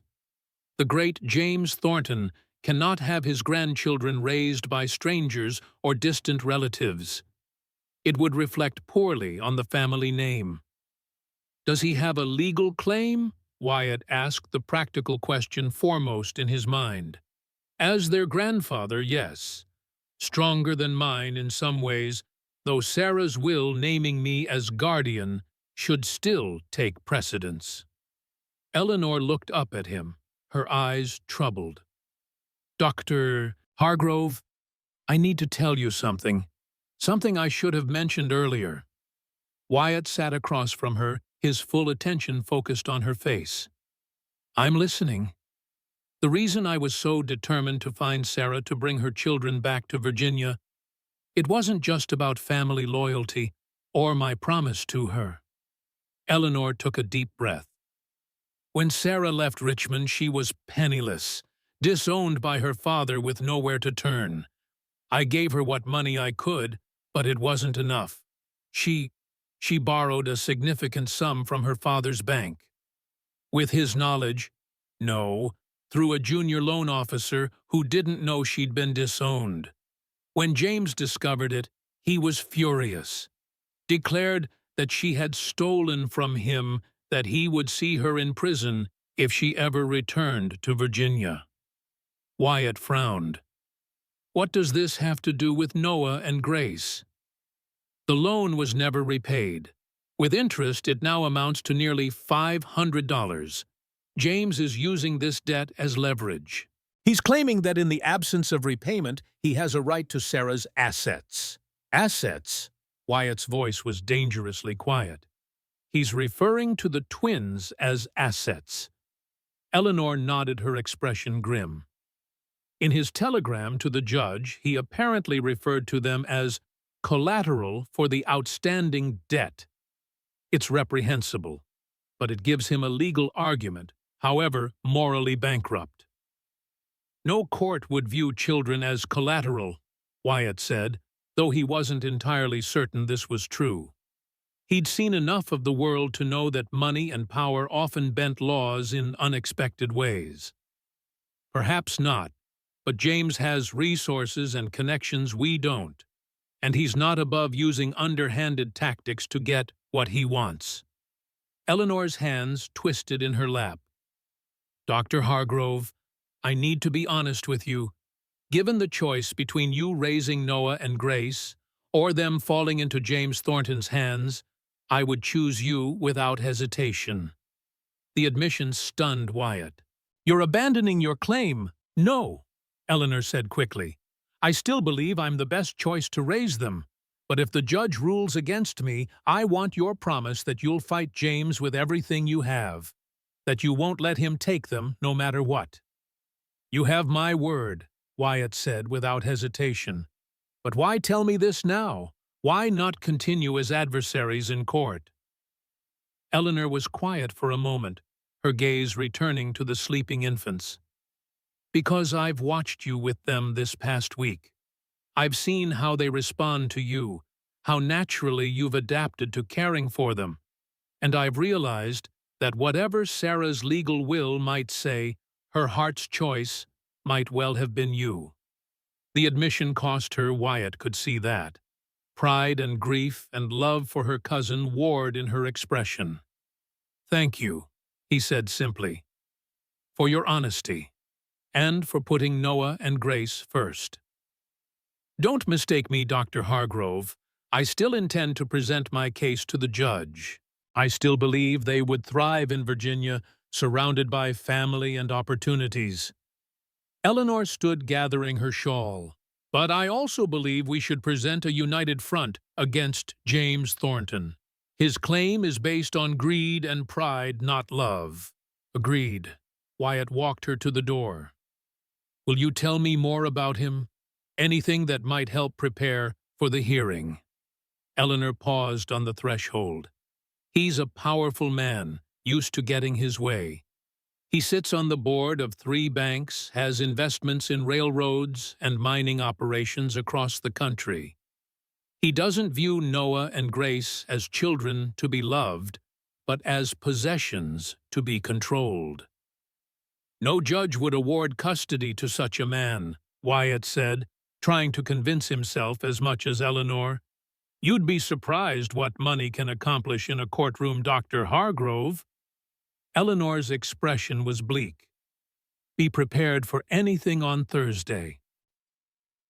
After she left, Wyatt sat beside the cradle for a long time, watching Noah and Grace sleep.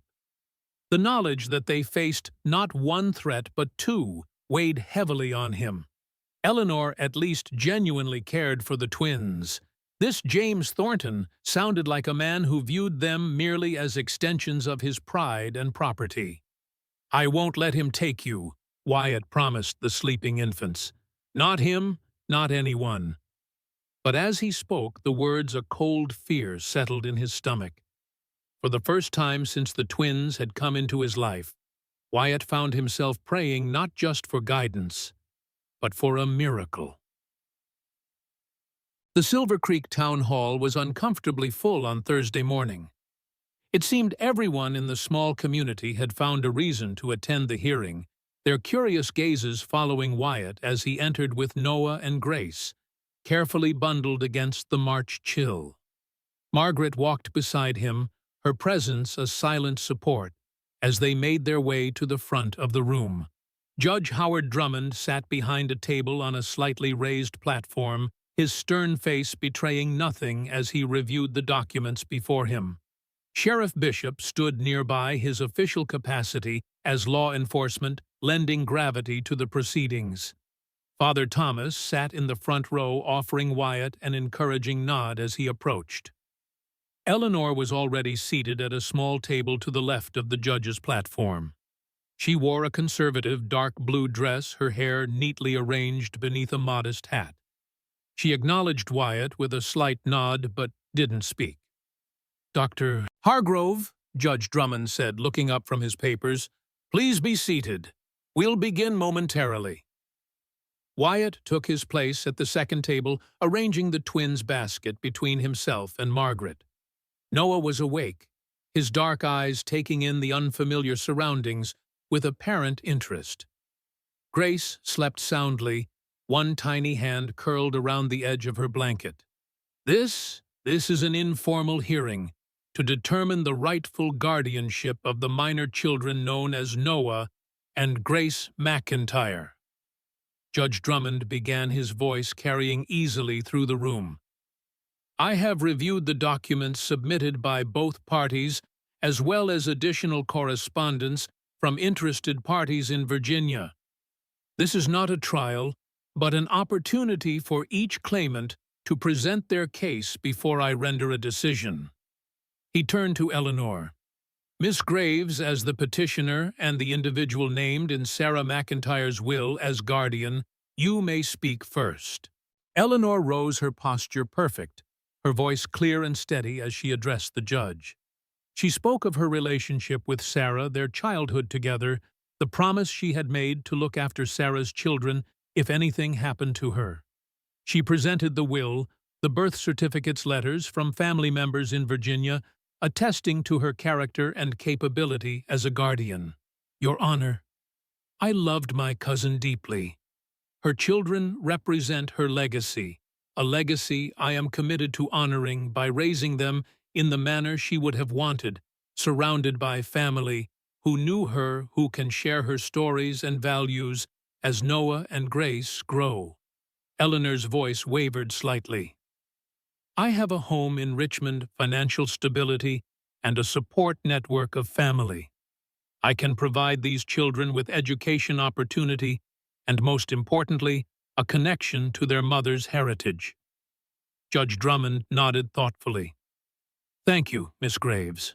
Your dedication to your cousin's memory is commendable. He turned to Wyatt. Dr. Hargrove, you may present your case. Wyatt stood conscious of the weight of every eye in the room. He had never been comfortable as a public speaker, preferring the direct action of surgery to explanations and arguments. But for Noah and Grace, he would find the words. Your Honor, my claim rests on 3 foundations. He began, his voice stronger than he expected. First, Sarah McIntyre's explicit wish, expressed in her journal during her final days, that I raise her children. Second, the promise I made to Rebecca Winters as she lay dying that I would care for the twins she had brought to me through a blizzard at great personal risk. And third, the bond that has formed between Noah, Grace, and myself over the past month as I've cared for them day and night. He presented Sarah's journal opened to the relevant entries and Rebecca's letter. He explained how the twins had come into his care, the circumstances of their mother's final wishes, and his commitment to honoring those wishes. I understand that Miss Graves has a legal claim based on a will signed a year ago. But people change, Your Honor. Their wishes evolve, especially when facing death. Sarah McIntyre's final, most considered wish was for me to raise her children. She believed I could provide something they needed, perhaps stability, perhaps the perspective of someone who has seen both the fragility and the value of life. Wyatt's gaze dropped briefly to Noah and Grace. I'm not a wealthy man. I can't offer them grand houses or prestigious schools, but I can offer them unwavering dedication, a peaceful home, and a father who will put their needs above all else. Judge Drummond listened attentively, occasionally making notes. When Wyatt finished, the judge reviewed the journal entries again before addressing both claimants. This is indeed a complex situation. On one hand, we have a clear legal document naming Miss Graves as guardian. On the other, compelling evidence of the deceased's later wishes regarding Dr. Hargrove. He sighed. Before I render a decision, I must address one additional matter. I have received correspondence from Mr. James Thornton of Richmond, Virginia, asserting a claim to these children based on both blood relation as their grandfather and a financial debt owed by their mother. A murmur ran through the audience. Eleanor's face tightened, while Wyatt felt a cold weight settle in his stomach. Neither of you seems surprised by this development, the judge observed. We were informed of Mr. Thornton's interest, Your Honor, Eleanor said, though I would argue that his claim is based not on genuine care for the children's welfare, but on financial considerations and family pride. That may be, Judge Drummond acknowledged. However, as the children's grandfather, his blood claim is stronger than either of yours in the eyes of the law. The financial aspect complicates matters, but does not negate his familial standing. Wyatt stepped forward. Your Honor, if I may speak to this point. The judge nodded. James Thornton disowned Sarah when she became pregnant. He offered no support, no comfort during her time of need. He has never seen Noah and Grace, never expressed interest in their welfare until now. To award custody to such a man would be to dishonor Sarah's memory and place these children in the care of someone who rejected their very existence until it became convenient to acknowledge them.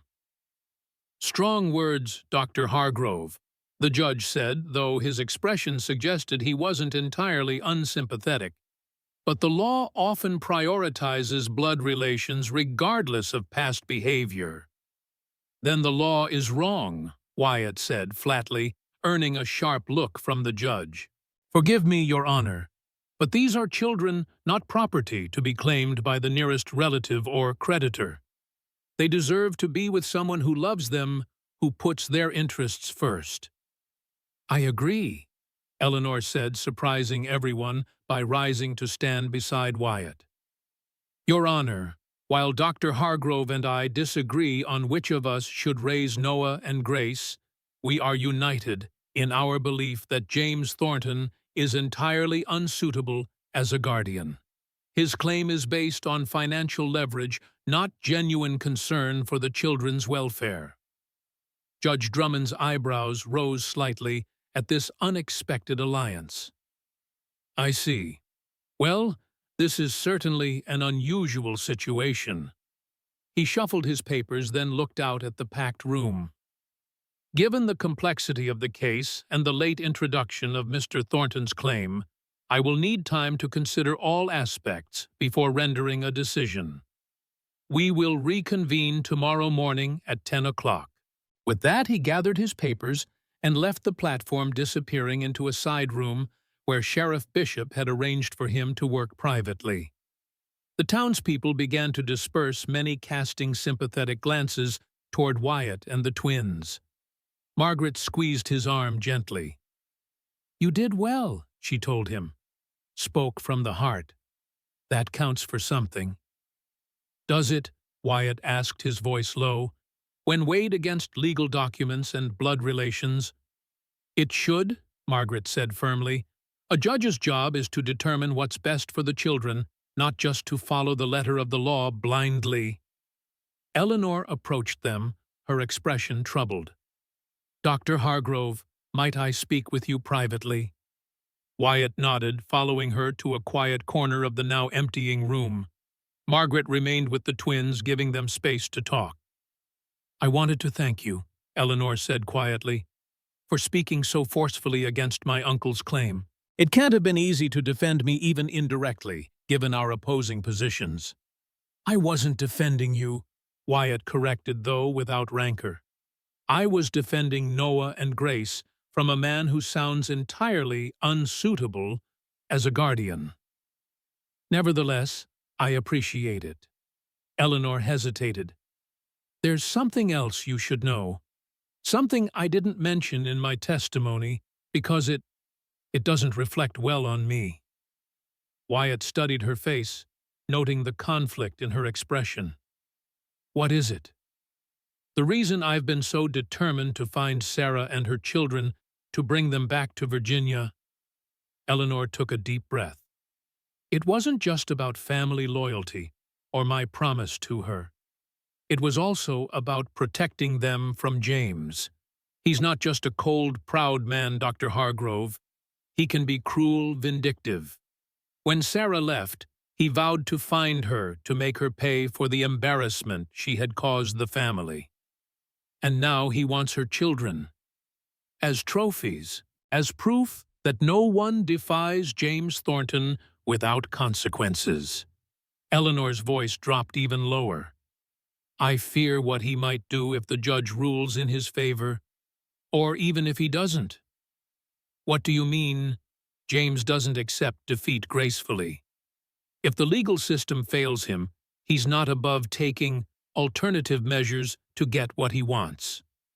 The implication was clear, and it sent a chill down Wyatt's spine.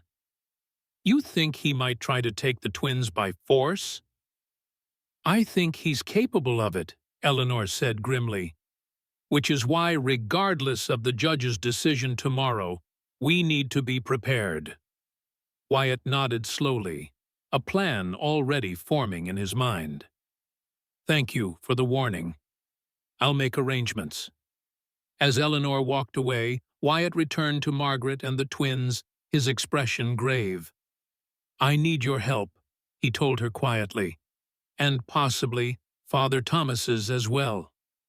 "Of course," Margaret said without hesitation. "What do you need?" "A place to keep Noah and Grace safe, just for tonight. Somewhere no one would think to look for them." Margaret didn't ask why, just nodded her understanding. "My house. It's on the edge of town, quiet and private. No one would expect them to be there." "Thank you." Wyatt touched her hand briefly, a gesture of gratitude that conveyed more than words could. "I'll bring them after dark. The fewer people who know the better." That evening, as twilight faded into night, Wyatt carefully bundled Noah and Grace into their warmest blankets and loaded them into a small cart covered with a tarp. The journey to Margaret's house was tense, every shadow seeming to hide potential threats. But they arrived safely, transferring the sleepy infants to the warm interior without incident. "I've prepared a room for them," Margaret said, leading him upstairs. "And for you as well, if you'd like to stay." "I should return to the cabin," Wyatt said reluctantly. "In case anyone comes looking for them there, it would raise suspicions if I wasn't home." Margaret nodded her understanding. "I'll keep them safe, Wyatt. You have my word." "I know you will." He bent to kiss each twin's forehead before placing them in the cradle Margaret had borrowed from a neighbor. "I'll return at first light." As he turned to leave, Margaret caught his arm. "Be careful," she said softly. "If what Eleanor says about this man is true—" "I will," Wyatt promised. "Lock your doors. Don't answer for anyone but me or Father Thomas." The ride back to his cabin was even more tense, every crack of a branch or hoot of an owl sending his hand to the rifle across his lap. The night was clear and cold, stars blazing overhead with indifferent brilliance. Wyatt found himself praying again, not just for Noah and Grace's safety, but for wisdom, for guidance in the uncertain hours ahead. When he reached the cabin, everything appeared normal. No horses tied outside, no footprints in the muddy yard that hadn't been there when he left. Still, Wyatt approached cautiously, rifle ready as he entered. The interior was dark and quiet, exactly as he had left it. Wyatt lit a lamp, checking each corner of the small space before allowing himself to relax slightly. He stoked the fire more out of habit than necessity and sat in the rocking chair by the cradle that now stood empty. The silence pressed in around him, a stark reminder of what he stood to lose. In just a month, Noah and Grace had filled his solitary existence with purpose, with noise, with the chaotic joy of new life. The thought of returning to the hollow silence of before was unbearable. "I won't let that happen," he said aloud, his voice harsh in the quiet room. "Whatever it takes." He must have dozed off eventually because the sound of approaching horses jerked him awake. Dawn was just breaking, pale light filtering through the cabin windows.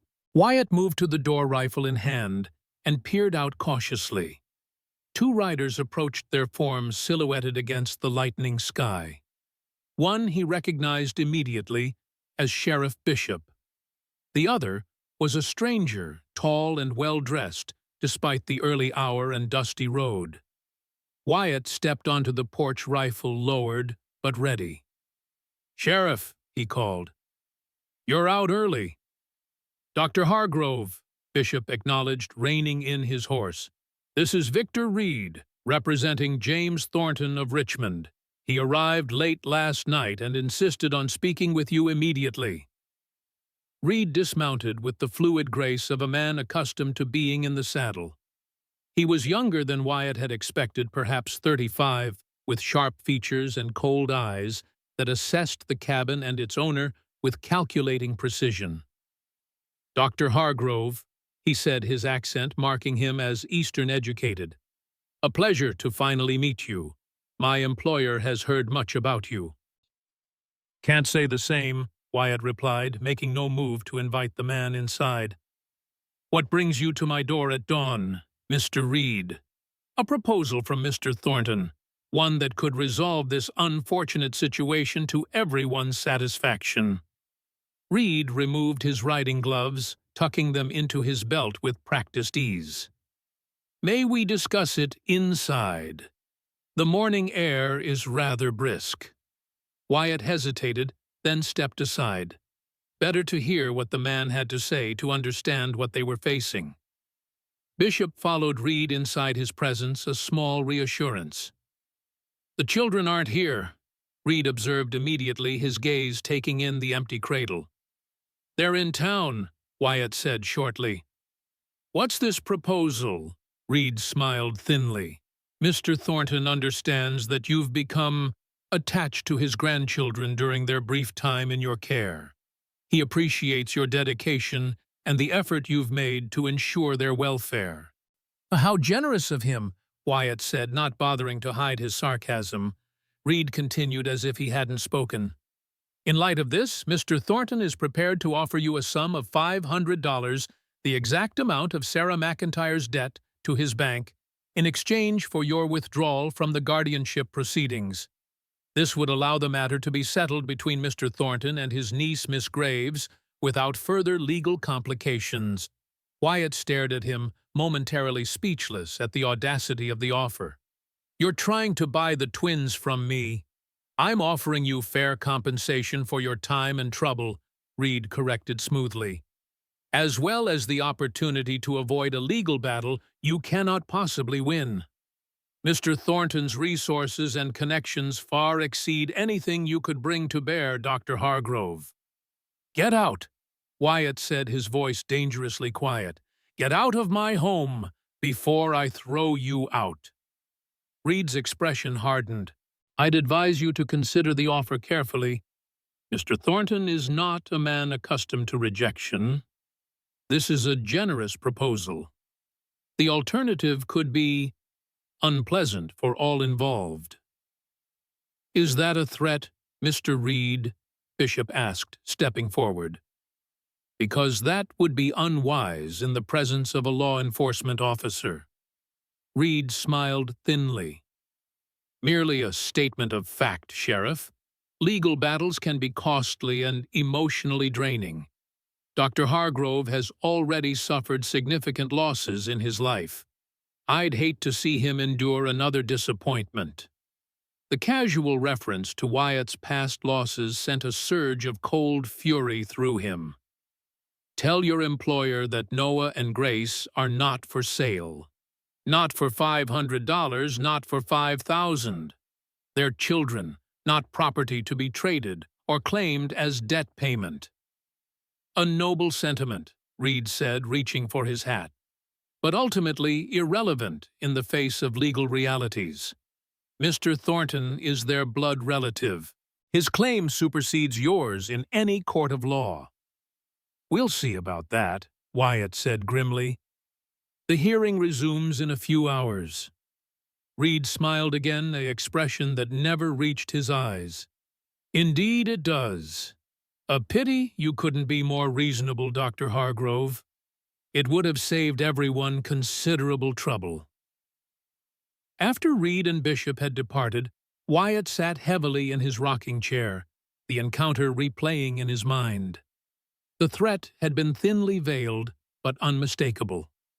James Thornton wanted his grandchildren, and he was prepared to use any means necessary to get them. Wyatt's resolve hardened. Whatever happened at the hearing today, Noah and Grace would not fall into the hands of a man who viewed them as property, as extensions of his pride and power. Wyatt would ensure that even if it meant defying the law itself. With this grim determination, he saddled his horse and rode toward town, toward Margaret's house, where the twins waited unaware of the storm gathering around their future. Toward a decision that would change all their lives, one way or another. The hearing would begin in 3 hours. By then, Wyatt would be ready for whatever came next, judgment or flight victory, or desperate measures. Noah and Grace deserved nothing less than his absolute commitment to their welfare, whatever the cost to himself. As he rode, the rising sun cast long shadows across the snow-patched valley, a landscape of light and darkness that mirrored the choices ahead. Wyatt Hargrove had faced many battles in his life, but none had felt as crucial as the one he rode toward now, with the future of 2 innocent lives hanging in the balance. The Silver Creek Town Hall was filled beyond capacity when Wyatt arrived for the continuation of the hearing. Townspeople lined the walls, their expressions a mix of curiosity and concern.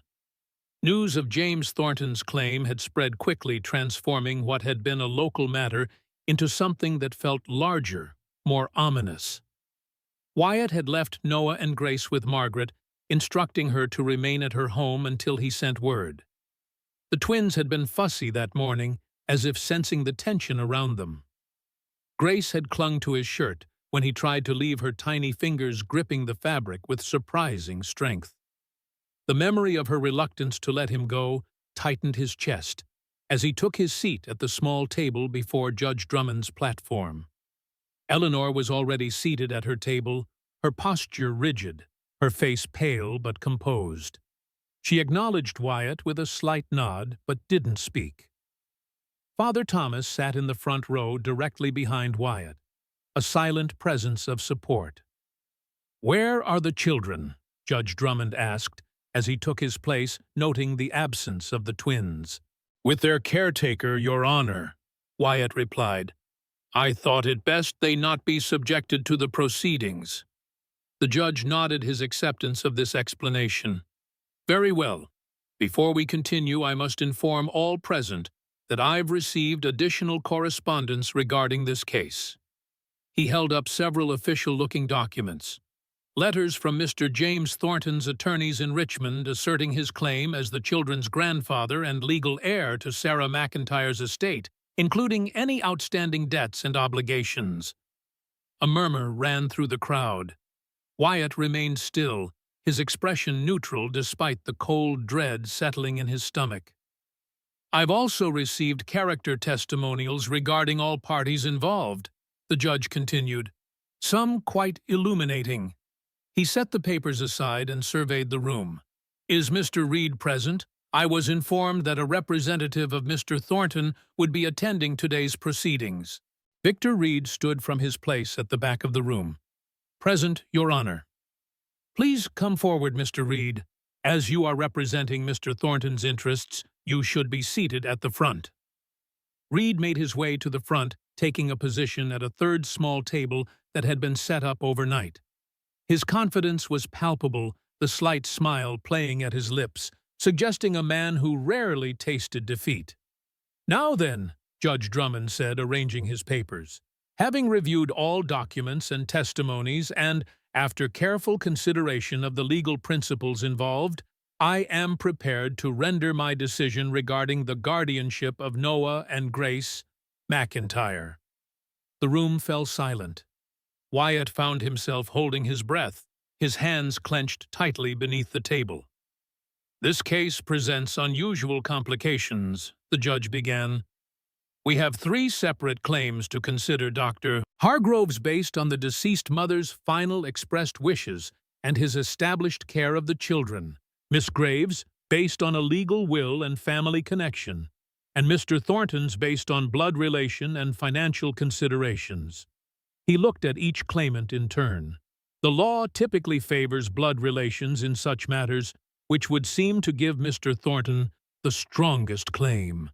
However, the law also requires that the best interests of the children be the primary consideration, and it is here that I find Mr. Thornton's claim most lacking.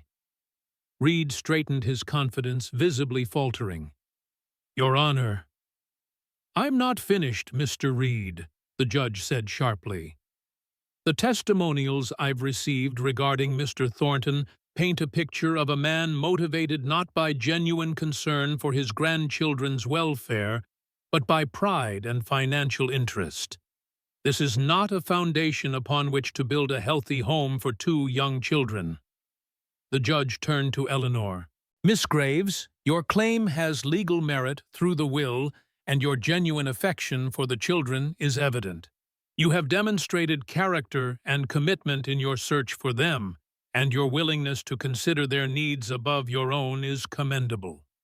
Finally, he addressed Wyatt. "Dr. Hargrove, you came to this situation unexpectedly through circumstances no one could have anticipated. Yet, you have risen to the challenge admirably. The journal entries of Sarah McIntyre clearly express her wish for you to raise her children, a wish that, while not formalized in a legal document, carries significant moral weight." Judge Drummond leaned back slightly, his expression solemn. "After weighing all factors, I have concluded that the best interests of Noah and Grace McIntyre would be served by remaining in the care of Dr. Wyatt Hargrove, with regular visitation rights granted to Miss Eleanor Graves as their mother's cousin and named guardian in her will." The room erupted in murmurs and exclamations. Wyatt sat stunned relief washing over him, in a wave so powerful he momentarily felt lightheaded. "This is outrageous!" Reed was on his feet, his composed facade crumbling. "Your Honor, Mr. Thornton's rights as a blood relative are not absolute," the judge interrupted firmly, "particularly when weighed against his past treatment of the children's mother and his present motivations. My decision stands, Mr. Reed. You may inform your employer that if he wishes to appeal, he is certainly entitled to do so through the proper legal channels." Reed's face flushed with anger. "This isn't over.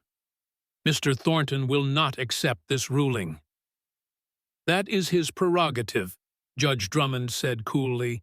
"But until and unless my decision is overturned by a higher court, Noah and Grace McIntyre remain in Dr. Hargrove's legal custody." He banged his gavel once. "This hearing is adjourned." As the crowd began to disperse, Father Thomas gripped Wyatt's shoulder. "Congratulations, my friend. A just decision." Wyatt nodded, still processing the outcome.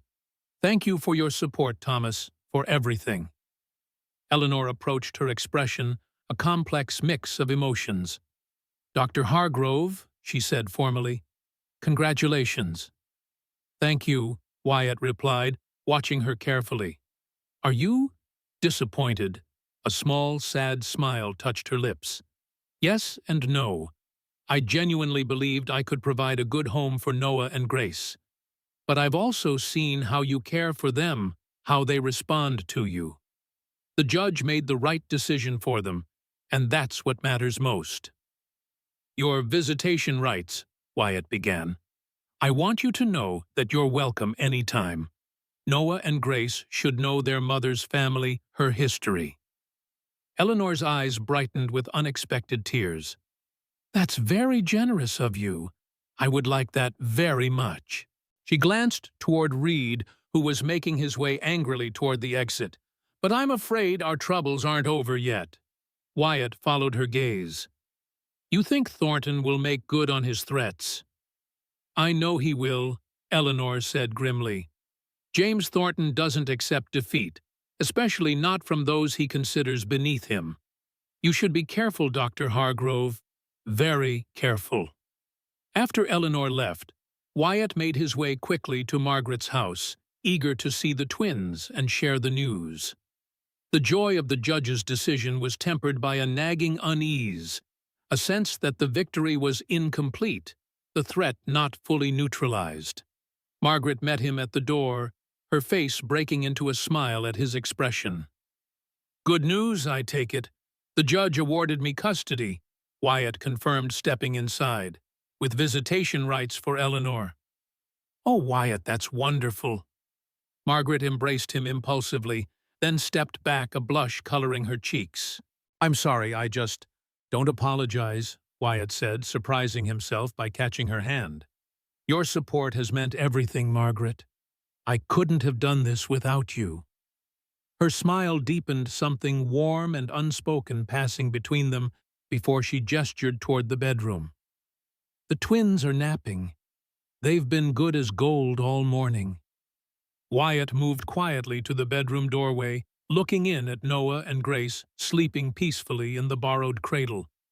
The sight of them, safe and oblivious to the drama surrounding their future, filled him with a fierce protectiveness. "We should get them back to the cabin," he said, returning to Margaret. "Pack up their things." Margaret frowned. "So soon? Why not stay in town tonight? It's already mid-afternoon, and the road to your cabin will be muddy with the thaw." Wyatt hesitated, unwilling to worry her unnecessarily, but needing her to understand the potential danger. "Eleanor believes Thornton might not accept the judge's decision gracefully, that he might take alternative measures." "You mean he might try to take the children by force?" Margaret's hand flew to her throat. "Surely not. Even he wouldn't go that far." "I don't know what he's capable of," Wyatt admitted. "But I'd rather not take chances. The cabin is defensible, isolated. If anyone comes looking for us, I'll see them long before they reach the door." Margaret studied his face, then nodded decisively. I'm coming with you. Margaret, no. It could be dangerous. All the more reason you shouldn't face it alone. Her expression was resolute. The twins need me, Wyatt. And so do you, though you're too stubborn to admit it. I'm coming, and that's final. There was no arguing with her when she used that tone. Wyatt had learned that much over the past weeks. And truthfully, the thought of having her help her steady presence at the cabin was a comfort he wasn't willing to refuse. All right, he conceded. But we leave now while there's still plenty of daylight. And we travel carefully. They packed quickly, bundling the still sleeping twins into their warmest clothes and blankets. Margaret gathered essential supplies, food extra diapers, her medical kit. Wyatt arranged the cart, creating a sheltered space for the infants, and Margaret with himself driving, and his rifle, within easy reach. As they left town, Wyatt couldn't shake the feeling of being watched. He scanned the street, the buildings, the tree line beyond, but saw nothing obviously amiss. Still, he urged the horse to a faster pace once they reached the open road, eager to reach the relative safety of his cabin before darkness fell. The journey was tense, but uneventful. Noah woke halfway, demanding a feeding that Margaret managed skillfully from the cart. Grace slept on, oblivious to the world's sharp edges and the adults' concern. When the cabin finally came into view, Wyatt felt a tension he hadn't realized he was holding ease slightly. Home. Their home now, officially. A place he would defend with his life if necessary. He helped Margaret and the twins inside, then tended to the horse and cart, taking longer than strictly necessary to check the surrounding area for any signs of intruders or unwelcome visitors. Finding nothing, he joined his unusual family inside where Margaret had already started dinner and settled the twins in their cradle. "Everything all right out there?" she asked, noting his careful scanning of the cabin's interior, the way he checked the bar across the door twice. "Fine," Wyatt said, forcing a reassuring smile. "Just being cautious." Margaret wasn't fooled. "You're worried." "Concerned," he corrected. "Until we know what Thornton plans to do, we should be prepared for anything." "And what might anything include, Wyatt?" Margaret set down the spoon she had been using to stir a pot of stew, facing him directly. "I need to know what we might be facing." Wyatt sighed, running a hand through his hair. "Honestly, I'm not sure. Reed might return with more men trying to intimidate us into giving up the twins. Thornton might file an appeal, drag this through the courts for months or years, or they might try to take Noah and Grace by force," Margaret finished when he hesitated. "That's what you're really worried about, isn't it? It's a possibility we can't ignore," Wyatt acknowledged. "But the cabin is isolated, defensible. I have weapons supplies. If they come, we'll be ready." Margaret was quiet for a moment, absorbing this. "And if they do come, what would you have me do?" "Take the twins to the root cellar," Wyatt said without hesitation. "There's a hidden entrance under the rug by the pantry. Stay there, stay quiet, no matter what you hear. I'll handle whoever comes. And if something happens to you—" The blunt question caught him off guard. "There's a tunnel," he admitted, "from the cellar to the woods behind the barn, built by the original owner, a man with apparent enemies of his own. If I fall, take the twins and go. Head for Silver Creek, for Thomas or Sheriff Bishop." Margaret nodded, her face pale but determined. "Let's pray it doesn't come to that." "Amen," Wyatt said, meaning it more than any prayer he'd uttered in years. That night, after Margaret and the twins were asleep in the bedroom, Wyatt, having insisted on taking the chair by the fire, he sat in the darkened cabin, rifle across his knees, listening to the night sounds beyond the walls. Every creak of a branch, every owl's call, every whisper of wind seemed magnified, potentially significant. He must have dozed eventually because the sound of approaching horses jerked him awake just before dawn. Wyatt moved to the window, careful to stay to the side where he couldn't be seen from outside. Two riders approached slowly, their forms barely visible in the pre-dawn gloom. Not Bishop. This time the silhouettes were wrong, unfamiliar. Silently, Wyatt moved to the bedroom doorway. "Margaret," he called softly, "wake up. Take the twins to the cellar. Now." She was instantly alert, years of motherhood having taught her to wake fully at a moment's notice. "They're here." "Someone is," Wyatt confirmed, already moving back to his position by the window. "Hurry." Margaret gathered the still sleeping twins, wrapping them securely, before disappearing through the pantry to the hidden cellar entrance. Wyatt waited until he heard the soft thud of the trapdoor closing before returning his full attention to the approaching riders. They had stopped about 50 yards from the cabin, just at the edge of the clearing. One dismounted, handing his reins to the other, and approached on foot. Even in the dim light, Wyatt recognized the confident stride of Victor Reed. "Dr. Hargrove," Reed called when he was about 30 yards away. "I know you're awake. I see the lamplight. We need to talk." Wyatt didn't respond, watching as Reed continued to advance. "Mr. Thornton is prepared to be generous," Reed continued. "Despite the judge's unfortunate decision, the offer has increased to $1,000, more than fair compensation for your trouble." Still, Wyatt remained silent, rifle ready, as Reed reached the edge of the porch. "This doesn't have to be difficult, Doctor. You're an intelligent man. You must realize that Mr. Thornton will eventually get what he wants one way or another. Why not profit from the inevitable?" Finally, Wyatt spoke, his voice carrying clearly through the closed door. "The twins aren't for sale, Reed. Not for any price. The judge has ruled. They stay with me." Reed's expression hardened, visible now through the window, as the first gray light of dawn crept across the sky. "The judge's ruling is a temporary inconvenience, nothing more. Mr. Thornton has connections in the territorial capital, friends in the governor's office. How long do you think your custody will last, once those wheels begin to turn?" "As long as it needs to," Wyatt replied evenly. "Now get off my property." "I'm trying to be reasonable, Dr. Hargrove, to offer you a dignified way out of a situation that can only end badly for you." Reed took another step toward the cabin. "Don't force us to take more direct action." "That sounds like a threat," Wyatt said, raising his rifle so it was visible through the window. "And I don't respond well to threats, Mr. Reed." Reed froze, his gaze fixing on the rifle barrel. For a moment, the only sound was the soft nickering of the horses at the edge of the clearing. "You're making a mistake," Reed said finally, his voice colder now. "A costly one." "Wouldn't be my first," Wyatt replied. "Probably won't be my last. But the twins stay with me. That's final."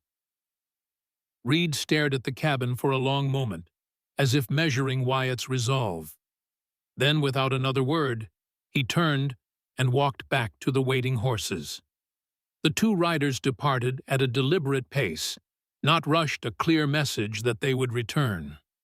Wyatt watched until they disappeared from view, then quickly rebarred the door and moved to the cellar entrance.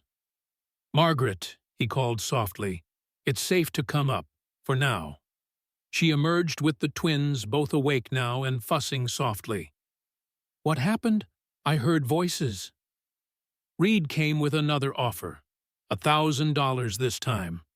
Wyatt took Noah from her arms, soothing the infant with practiced ease. "I declined." "And he just left." "Just like that." Margaret's skepticism was evident as she settled Grace against her shoulder. "For now," Wyatt confirmed. "But he'll be back, with more men most likely. We need to be ready." Margaret studied his face in the growing light. "What are you thinking, Wyatt?" I'm thinking we should send for help. He bounced Noah gently, the boy's fussing subsiding to contented gurgles. Thomas Bishop, anyone in town willing to stand with us. And if help doesn't come in time, Wyatt met her gaze directly. Then we defend what's ours. Whatever it takes. The determination in his voice must have convinced her, because Margaret nodded once decisively. I'll write the note for Thomas. He'll know who to rally. While Margaret wrote, Wyatt prepared bottles for the twins, his mind racing through contingencies, defensive preparations, escape routes, if it came to that. He'd been a surgeon in the war, not a combat officer, but he'd seen enough battles to understand strategy, to recognize the importance of preparation and position.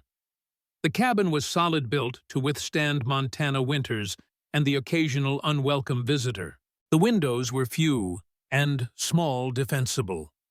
The root cellar provided both hiding place and escape route if needed. With enough supplies and determination, they could hold out for days.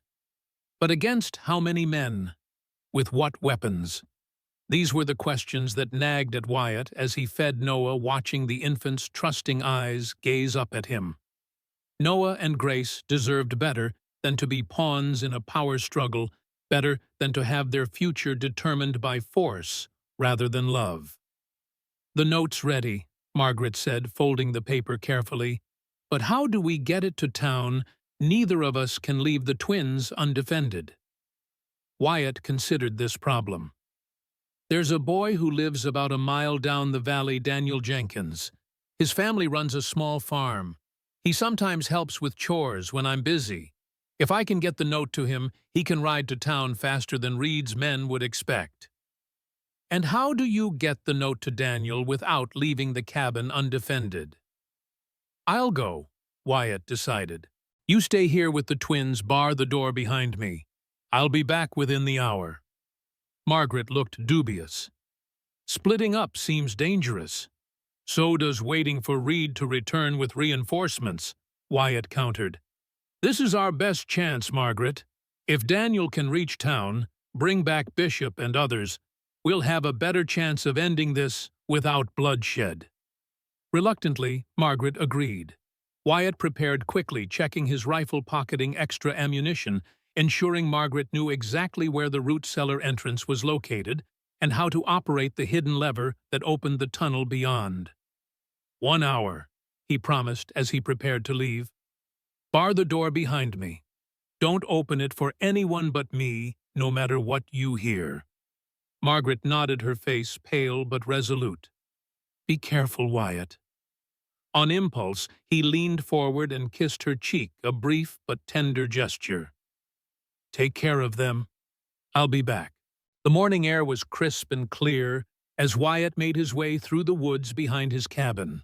He avoided the main trail, taking instead a game path that would be less obvious to anyone watching the property. The Jenkins farm was just over the ridge, a small but prosperous operation run by a family Wyatt had treated several times over the years. He moved quickly but cautiously, alert for any sign of Reed's men or other threats. The forest was quiet around him, birds beginning their morning songs, the occasional rustle of small animals in the underbrush. Nothing alarming, nothing out of place. When he crested the ridge overlooking the Jenkins farm, Wyatt paused, scanning the property below. Everything appeared normal, smoke rising from the chimney chickens, pecking in the yard, Mr. Jenkins already at work in the barn. Wyatt made his way down the slope, emerging from the trees within view of the house. Mrs. Jenkins spotted him first, raising a hand in greeting as she hung laundry on a line near the porch. Dr. Hargrove, what brings you out so early? Need to speak with Daniel, Wyatt explained as he approached. Is he around? In the barn with his father. Mrs. Jenkins studied his face, noting the tension he couldn't quite hide. Is everything all right, Doctor? We heard about the hearing in town about those poor babies. That's actually why I'm here, Wyatt admitted, I need Daniel to take a message to Father Thomas in Silver Creek. It's urgent. Mrs. Jenkins didn't ask questions, just called toward the barn. Daniel emerged a moment later, a gangly boy of 15 with his father's height and his mother's quick intelligence. Dr. Hargrove needs your help, Daniel, Mrs. Jenkins explained. Something important. Of course, Daniel said immediately. He'd always been an eager helper, especially since Wyatt had set his broken arm 2 winters ago, an injury that might have cost him the limb if treated less skillfully. What do you need, Doc? Wyatt handed him the folded note and a silver dollar. Ride to Silver Creek as fast as you can. Give this to Father Thomas, only to him, no one else. Wait for his response, then return directly to your farm. Don't try to come to my cabin no matter what. Daniel's eyes widened at the seriousness of the instructions, but he nodded solemnly, accepting the note and coin. I'll go right now. Take Juniper, she's the fastest. Good lad, Wyatt said, gripping the boy's shoulder briefly. This is important, Daniel. Lives may depend on it. I won't let you down, Doc, Daniel promised, already moving toward the paddock, where Juniper, a spirited bay mare, grazed peacefully. Wyatt turned to Mrs. Jenkins. Thank you. And if anyone comes asking about me or the twins, we haven't seen you, she finished firmly. Don't worry, Doctor. We know which side we're on. With a grateful nod, Wyatt turned back toward the ridge and his cabin beyond. Daniel would make good time to Silver Creek. The boy was an excellent rider, and Juniper was indeed a fast horse. With luck, Thomas would receive the message within 2 hours, gather help, and be on his way to the cabin shortly after. The question was whether that would be soon enough. Wyatt moved faster on the return journey, concern for Margaret and the twins driving him to take less care with his path. The forest remained quiet around him, no sign of Reed or his companion. Perhaps they had truly departed, returned to town to report to Thornton or whoever was directing their actions. But Wyatt didn't believe that. Reed had been too confident, too certain of eventual success. Men like that didn't give up after one rebuff. They regrouped, planned, came back stronger. As he approached the final stretch of forest before the clearing around his cabin, Wyatt slowed instinct, warning him to proceed with caution. He moved from tree to tree, staying within the shadows, scanning the area ahead for any sign of danger. The cabin appeared undisturbed, smoke rising steadily from the chimney. The yard empty, save for his horse grazing peacefully near the barn. Nothing seemed amiss, and yet, there, a flash of movement at the edge of the trees on the far side of the clearing. Then another, closer to the cabin. Wyatt counted at least 3 men positioned around the property, none making any move toward the cabin yet, but clearly waiting for something. Or someone. Carefully, silently, Wyatt circled wide, using the cover of the forest to approach the cabin from the blind side, where the root cellar's hidden exit emerged beneath a stand of dense pines. If he could reach that entrance without being seen, he could join Margaret and the twins inside without alerting the watchers. He was within 20 yards of the hidden entrance when he heard it, the soft whinny of a horse much closer than it should have been.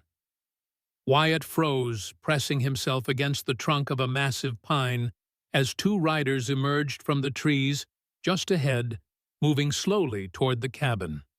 One was Reed.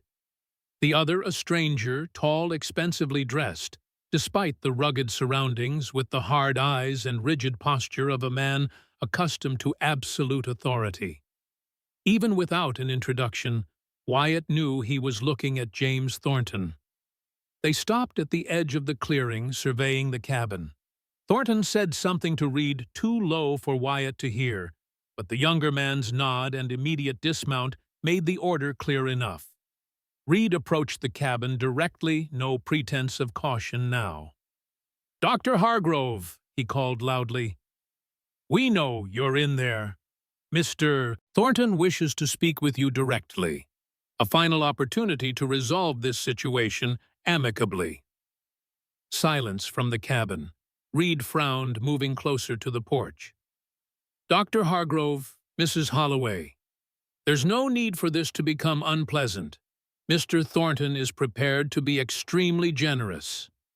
Still no response. Reed glanced back at Thornton, who made an impatient gesture. Reed turned back to the cabin, his voice hardening. We have men surrounding the property, Doctor. There's no escape. No reinforcements coming. Be reasonable. The children belong with their grandfather, their blood relation. You've done your duty by them, but it's time to let them go to their rightful family. The continued silence clearly unnerved Reed. He moved to the window, peering inside, then tried the door. Finding it barred, he returned to Thornton, speaking rapidly. The older man's expression darkened. He barked an order, and Reed signaled to the men waiting in the trees. They emerged, 4 of them rough-looking men with the hard eyes of hired muscle. They approached the cabin from different directions, weapons visible in their hands. Wyatt knew he had only moments to act. If they broke into the cabin and found Margaret and the twins in the root cellar, the hidden escape route would be discovered and blocked. His family would be trapped. Raising his rifle, Wyatt stepped out from behind the tree. "Thornton," he called, his voice carrying clearly across the clearing. All heads turned toward him. Thornton's eyes narrowed, while Reed's widened in surprise. "Dr. Hargrove," Thornton said, his voice as cold and hard as Wyatt had imagined it would be. "How inconvenient. We expected to find you inside with the children." "Sorry to disappoint you," Wyatt replied, moving slowly into the open rifle ready, but not aimed directly at anyone yet.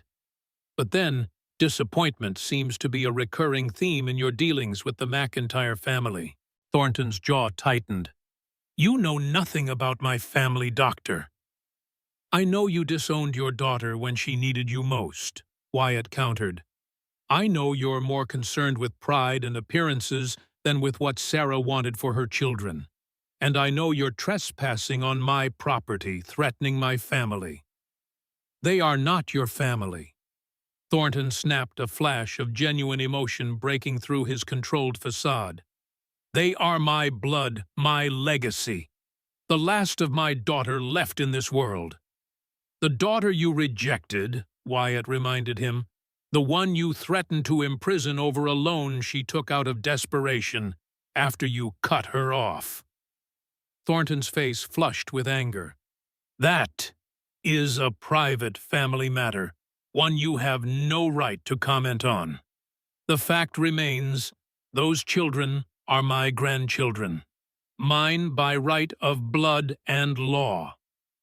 "The judge disagreed," Wyatt said calmly, continuing to move slowly, positioning himself between Thornton's men and the cabin. "He awarded custody to me, not you." "Judges can be persuaded to reconsider," Thornton said dismissively, "especially when presented with new evidence or incentives. So you'll bribe a judge to overturn a legal ruling, and you think that makes you fit to raise children?"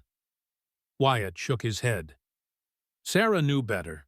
She chose me for a reason, Mr. Thornton. Not because I'm wealthy or powerful, but because I'll put Noah and Grace's needs above everything else, including my own pride." Something flickered in Thornton's eyes, doubt perhaps, or a momentary recognition of the truth in Wyatt's words. But it was quickly replaced by cold determination. "Enough talk," he said sharply. "Reed, take your men and search the cabin. Find my grandchildren." Reed hesitated, eyeing Wyatt's rifle. "Sir, perhaps—" "Do it," Thornton ordered. "Now!" Reed signaled to his men, who began to move toward the cabin. Wyatt raised his rifle, aiming deliberately at the ground in front of the closest man. "That's far enough," he said quietly. "The next shot won't miss." The men paused, looking to Reed for direction. Even hardened guns for hire had no desire to die for someone else's cause. "You're outnumbered, Doctor," Reed pointed out. 5-1. Those aren't odds I'd bet on. "I don't need to win," Wyatt replied evenly. "I just need to hold you off long enough." "Long enough for what?" Thornton demanded. "No one knows we're here. No help is coming." As if in direct contradiction to his words, the sound of approaching riders came from the direction of the road. Many riders moving fast. Reed's men exchanged uneasy glances. Thornton's expression darkened further. "What have you done?" he demanded of Wyatt. "Sent for reinforcements," Wyatt answered simply. "You're not the only one with friends, Mr. Thornton." The riders appeared at the edge of the clearing, Sheriff Bishop in the lead, followed by Father Thomas, several townsmen Wyatt recognized, and surprisingly, Eleanor Graves. They pulled to a halt, taking in the scene before them. "What's going on here, Dr. Hargrove?" Bishop called, dismounting with his hand on his pistol. "Mr. Thornton and his men were just about to leave," Wyatt replied, not taking his eyes off Reed and the hired guns. "After a brief misunderstanding about property rights and legal custody." Bishop approached his gaze, moving from Wyatt to Thornton. "Mr. Thornton, I presume I'm Sheriff Franklin Bishop. This is my jurisdiction, and I don't recall issuing any permits for armed men to be wandering about threatening local citizens." "I'm claiming what's rightfully mine, Sheriff," Thornton said stiffly. "My grandchildren stolen by this mountain hermit." "The territorial judge ruled on that matter yesterday," Bishop reminded him. "Dr. Hargrove has legal custody of those children. If you have a problem with that ruling, there are proper channels to pursue it. Armed intimidation isn't one of them." "Uncle James," Eleanor said, stepping forward. "Enough. This isn't the way." Thornton's gaze snapped to her, his expression hardening. I might have known you'd be involved in this farce, always siding with Sarah against your own family." "I am siding with family," Eleanor countered. "With what's best for Sarah's children, for your grandchildren." She moved closer, her voice softening. "Uncle James, please, look at what you're doing. Is this how you want Noah and Grace to know you? As the man who came with guns to take them from the home they know?" Something in Thornton's rigid posture faltered. For just a moment, Wyatt glimpsed not the powerful banker, the proud patriarch, but an aging man confronting the consequences of his own hardness of heart. "They're all I have left of her," Thornton said, his voice barely audible. "All that remains of my Sarah." "Then honor her by respecting her wishes," Eleanor urged gently. She wanted Dr. Hargrove to raise her children, not out of spite toward you, but because she believed it was best for them. "How can a stranger provide what family can?" Thornton demanded, but the edge had gone from his voice, replaced by something almost like uncertainty. "Dr. Hargrove isn't a stranger to Noah and Grace," Eleanor said. "He's the man who's fed them, changed them, rocked them to sleep every night for a month. The man who was willing to fight 5 armed men to protect them. That's not a stranger, Uncle James. That's a father." Thornton was silent, his gaze moving from Eleanor to Wyatt, then back again. The moment stretched, tension vibrating in the air like a plucked string. Finally, he turned to Reed. "Tell the men to stand down," he ordered quietly. Reed hesitated. "Sir, are you sure?" "Do it!" Thornton snapped, a flash of his usual authority returning. "This approach has clearly failed. We'll pursue other avenues." As Reed signaled to his men, who lowered their weapons with obvious relief, the cabin door opened. Margaret stood in the doorway, a rifle in her hands, her expression fiercely determined. "Is it over?" she called to Wyatt. Are they leaving?" It seems so, Wyatt replied, though he kept his own rifle ready. Mr. Thornton has decided on a more legal approach to his grievances. Thornton's gaze fixed on the doorway where the sounds of a fussing infant now emerged. His expression changed, softened, almost imperceptibly. May I see them?" he asked, addressing the question to Wyatt rather than Margaret. "Before I go, just to look at them." Wyatt hesitated, then nodded once. "Just you. No weapons. And you stay on the porch." Thornton dismounted, handing his reins to Reed. He approached the cabin slowly, his earlier confidence replaced by an almost hesitant demeanor. Wyatt moved with him, rifle still in hand, unwilling to trust this apparent transformation completely. Margaret stepped aside as Thornton reached the porch, allowing him to see into the cabin where Noah and Grace lay in their cradle, awakened by the commotion outside. Thornton stood frozen, staring at the infants, with an expression of such raw emotion that Wyatt found himself looking away, feeling almost intrusive. "They have her eyes," Thornton said finally, his voice rough. "Sarah's eyes." "Grace does," Wyatt agreed.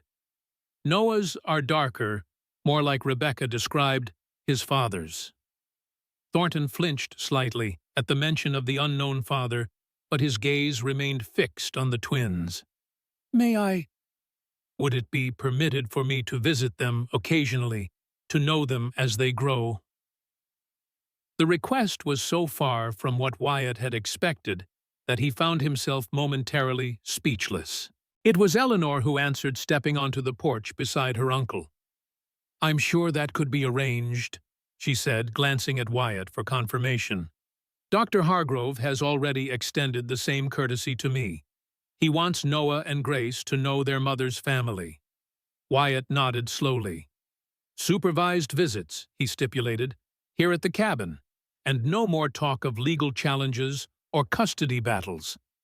Thornton considered this pride warring with desire on his face. "Supervised," he agreed finally. "For now, but I reserve the right to petition for more extensive rights as they grow older." "Through proper legal channels," Wyatt emphasized.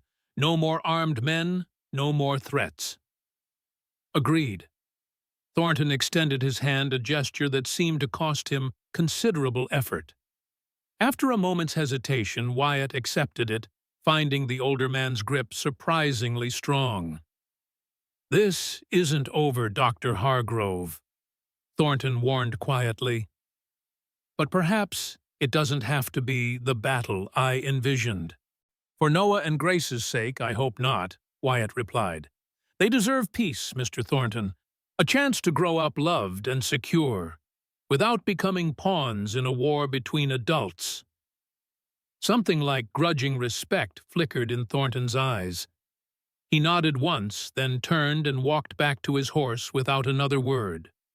Reed and his men mounted up, clearly relieved that the confrontation had ended without bloodshed. As they rode away, Bishop approached Wyatt. "Want me to follow them? Make sure they leave the valley." "Please," Wyatt said. "I don't think they'll try anything else today, but I'd rather be certain." Bishop nodded, signaling to two of the townsmen to accompany him. As they departed, Father Thomas joined Wyatt on the porch. "That was well handled," the priest said quietly, "though for a moment there I feared we might be conducting funerals rather than baptisms this week." "As did I," Wyatt admitted. "Thank you for coming, Thomas, all of you." He included the remaining townsmen in his glance. "I won't forget it. Neighbors help neighbors," one of the men said simply, "especially when children are involved." As the impromptu militia dispersed, Eleanor remained her expression thoughtful as she watched her uncle disappear down the road. "He's not a bad man," she said finally, "just hardened by disappointment and pride. Sarah was his only child, his greatest joy, until she defied him. He never forgave himself for disowning her, though he'd never admit it." You think he's genuinely interested in knowing Noah and Grace? Wyatt asked. Or is this just another tactic? Eleanor considered the question. Both, perhaps. He does want to know them.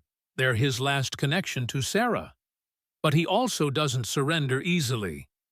He'll respect the agreement for now, but I wouldn't be surprised if he tries again in the future through more subtle means. We'll cross that bridge when we come to it, Wyatt said. In the meantime, your own visitation rights stand. You're welcome here any time, Eleanor. She smiled a genuine expression that softened her entire face. Thank you. I'd like that very much.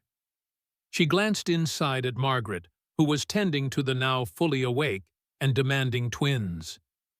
You've found a family here, haven't you? Not just Noah and Grace, but Mrs. Holloway as well. Wyatt followed her gaze, something warm expanding in his chest, as he watched Margaret expertly soothe Grace while talking softly to Noah. It seems I have, he acknowledged. Not what I expected, but perhaps exactly what you needed. Eleanor finished for him. What all of you needed.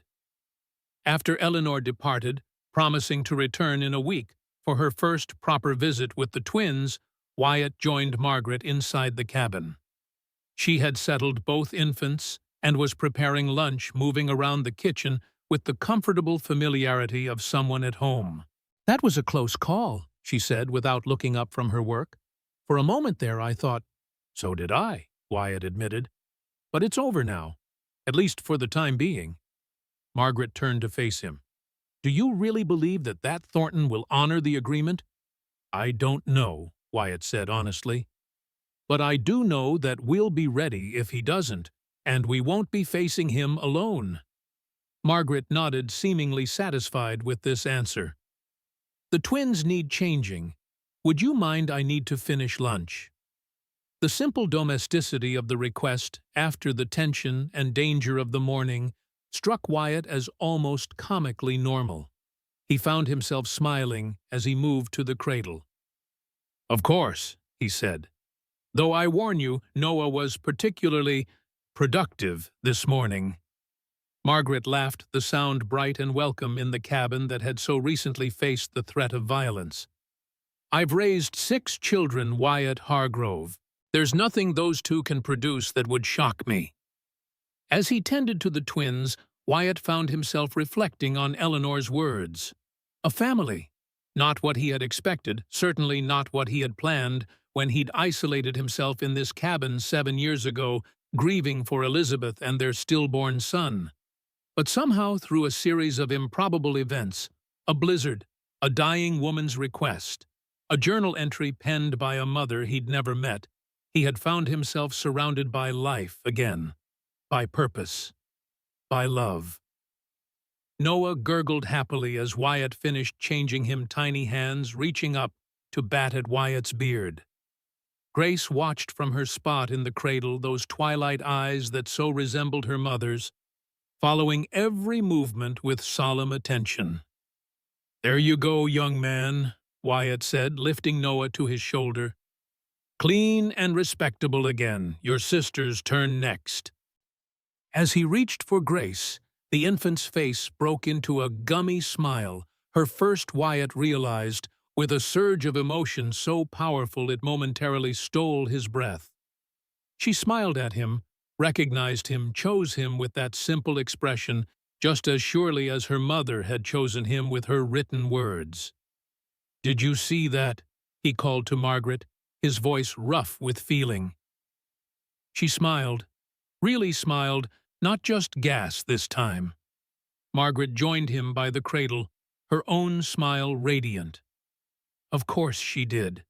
She knows who her father is. The word father settled over Wyatt like a mantle, both weighty with responsibility and buoyant with joy. Father, not by blood, but by choice, by love, by the daily acts of care and commitment that truly defined family. Yes, he said softly, gathering Grace into his free arm so that he held both twins against his chest. I suppose she does. 5 years later, the cabin had grown in the intervening years. What had once been a single room was now a proper house, with a bedroom for Wyatt and Margaret, another for Noah and Grace, a larger kitchen, and a covered porch that wrapped around 3 sides. The original cabin remained at the heart of it all, its sturdy logs now supplemented by fresh-cut timber and modern windows that let in the summer light. Wyatt sat on the porch steps, watching Noah and Grace play in the yard with their grandfather. James Thornton visited every few months now, bringing gifts that Wyatt and Margaret allowed in moderation, spending days at a time in the guest room that had been added specifically for family visitors. He was still proud, still occasionally difficult, but the hard edges had softened considerably over the years, worn away by the persistent affection of 2 children who knew him only as Grandpa James. Eleanor visited more frequently, having relocated to a small house in Silver Creek, where she taught at the school. She was due today, in fact, for the twins' 5th birthday celebration, a gathering that would include half the town if Margaret's preparations were any indication. "Papa, look," Grace called, her dark hair flying behind her as she raced across the yard. "Grandpa taught me to whistle," she demonstrated, producing a wavering but recognizable note that made Wyatt grin with pride. "That's wonderful, sweetheart. Maybe you can teach Noah." "I already know how," Noah insisted, though his own attempt produced more spit than sound. "Almost know how," he amended at Wyatt's raised eyebrow. Thornton followed at a more sedate pace, his once black hair now almost entirely silver, his bearing still proud but less rigid than in years past. "The girl's a natural," he told Wyatt, "sharp as a tack, just like her mother." It was a peace offering, this frequent mentioning of Sarah, a way of including Wyatt in the family history, of acknowledging his place in the children's lives while maintaining the connection to their birth mother. Wyatt accepted it as intended. "She is," he agreed, "though Noah's no slouch either. Margaret says he's already reading words from the Bible." "Good, good." Thornton nodded approvingly. "Education is essential. I've been thinking," whatever educational scheme Thornton had been about to propose was interrupted by the arrival of a wagon, Eleanor, at the reins, Father Thomas beside her. They were followed by another wagon carrying Margaret, who had gone to town early to collect the special cake she'd ordered from Mrs. Peterson at the general store. "We're here," Eleanor called, waving cheerfully. "Happy birthday, little ones." Noah and Grace abandoned their grandfather without hesitation, racing toward the new arrivals with shouts of excitement. Wyatt rose to help with the packages and baskets being unloaded, while Thornton followed at a more dignified pace. "Quite the celebration you've planned," he observed to Wyatt as they carried gifts inside. "Sarah would have approved." "Margaret's doing mostly," Wyatt admitted. "She believes birthdays should be properly marked." "A wise woman, your wife," Thornton said with the slightly grudging tone he still sometimes used when referring to the marriage that had taken place 3 years earlier. He had attended the ceremony, stood with Eleanor as witness, but Wyatt suspected he still harbored hopes that Noah and Grace might someday return to Virginia, to the Thornton estate and legacy. More wagons arrived carrying townspeople who had come to celebrate the twins' birthday. The Jenkinses' Daniel, now a strapping young man of 20, headed for college in the fall. The Petersons from the general store. Sheriff Bishop and his wife. Neighbors from up and down the valley, all drawn by affection for the family that had formed in such unusual circumstances. Margaret orchestrated the festivities with practiced ease, directing the placement of food on the long tables that had been set up in the yard, organizing games for the children, ensuring everyone had what they needed. Wyatt watched her with undisguised admiration, still amazed sometimes that this capable, loving woman had chosen to share his life, to help raise Noah and Grace as her own. "She's remarkable," Eleanor said, appearing at his side with a glass of lemonade. You're a fortunate man, Wyatt. I know it, he agreed, accepting the drink. Every day I know it. They stood in companionable silence, watching as Thomas led the assembled children in a game of tag, his clerical dignity temporarily set aside in favor of childish joy. "Have you heard from Reed?" Eleanor asked finally, her tone carefully neutral. Wyatt shook his head. "Not since last year. He sends a card at Christmas reports on his legal practice in Richmond. Nothing of substance." Victor Reed had undergone perhaps the most surprising transformation of all. After the confrontation at the cabin, he had returned to Virginia with Thornton, but something about the experience had affected him deeply. He had left Thornton's employ, established his own legal practice, and occasionally sent letters to Wyatt that hinted at a desire for forgiveness, for some kind of redemption. "Uncle James says he's doing well," Eleanor offered, "married now with a child of his own, a daughter." "Good for him," Wyatt said, and meant it. Everyone deserved the chance to change, to find purpose and meaning. He, of all people, knew that. The party continued into the evening lanterns hung from trees, illuminating the yard, as the children played and the adults conversed. Cake was eaten, presents, opened stories, shared. Through it all, Noah and Grace moved with the confident joy of children who knew they were loved, who had never doubted their place in the world or their importance to the adults around them.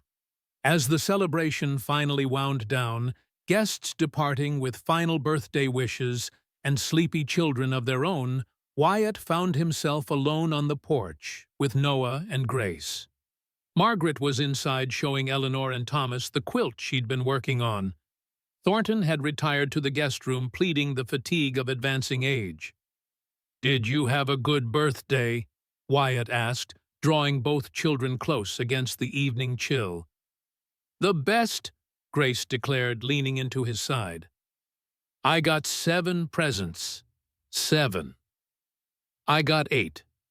Noah couldn't help adding, though, without real competitiveness. "But Grace got the better book." "Both books are wonderful," Wyatt assured them, "and you can share them as always." They sat in comfortable silence for a moment, watching the first stars appear in the darkening sky. Then Grace asked in the direct way of children, "Papa, why did our first mama pick you for us?" It wasn't the first time they had asked about Sarah. Wyatt and Margaret had been honest with them from the beginning, in age-appropriate ways, about their birth mother and the circumstances that had brought them to the cabin. But this specific question, why you was new? "Well," Wyatt said thoughtfully, "your mother Sarah was very sick, and she knew she wouldn't be able to take care of you herself. She wanted to find someone who would love you very much, who would keep you safe and teach you important things. But why you," Noah pressed. "Grandpa says you didn't even know her." "That's true," Wyatt acknowledged. "I didn't know her, but she knew about me from her friend Rebecca. She knew I had been a doctor, that I had saved people during the war, and she thought I might need you as much as you needed me." "Did you?" Grace asked, looking up at him with those twilight eyes so like her mother's. "Need us?" Wyatt's throat tightened with emotion. "More than I knew," he said softly. "Much more than I knew." Noah nodded, satisfied with this answer. "That's what Mama Margaret says, too. That we saved each other." "Your Mama Margaret is a very wise woman," Wyatt said, smiling at the title the twins had naturally adopted for their stepmother. "And she's right. We did save each other. We still do every day." Grace yawned, the excitement of the day finally catching up to her. "I'm glad our first mama picked you," she murmured sleepily, "even if she couldn't stay with us." "Me too, sweetheart," Wyatt said, gathering her into his arms as she drifted toward sleep. "More than you can possibly know." Noah leaned against his other side, his own eyes growing heavy. Papa?" he asked through a yawn. "Will you tell us the story again about the snow and the babies and the promise?" It was their favorite bedtime story. The tale of their own arrival at the cabin, carefully edited for young ears but true in all the ways that mattered. Wyatt had told it countless times over the years, would probably tell it countless more as they grew. "Once upon a time," he began softly, the familiar words coming easily. "There was a man who lived all alone in a cabin in the mountains. He thought he wanted to be alone forever, but God had other plans."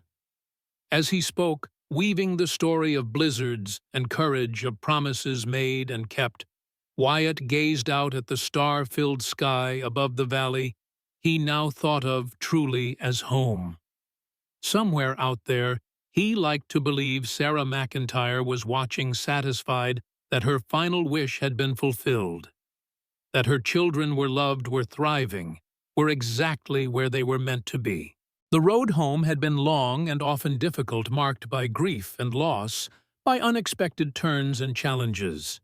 But it had led here to this porch, to these children sleeping in his arms, to the life he had never imagined, but now couldn't fathom living without. And so, Wyatt concluded the story as Margaret appeared in the doorway, her silhouette framed by the warm light from within. They became a family, not in the usual way perhaps, but in all the ways that truly mattered. And they lived happily ever after. Noah and Grace murmured in drowsy unison, the response so familiar they could recite it in their sleep. "Yes," Wyatt agreed, meeting Margaret's loving gaze over their heads, "happily ever after." And in that moment, with his children in his arms, and his wife smiling from the doorway of the home they had built together, Wyatt Hargrove knew it was true. Not perfect, not without challenges still to come, but happy, whole, complete in a way he had once thought forever beyond his reach. The journey had brought him home at last. The end.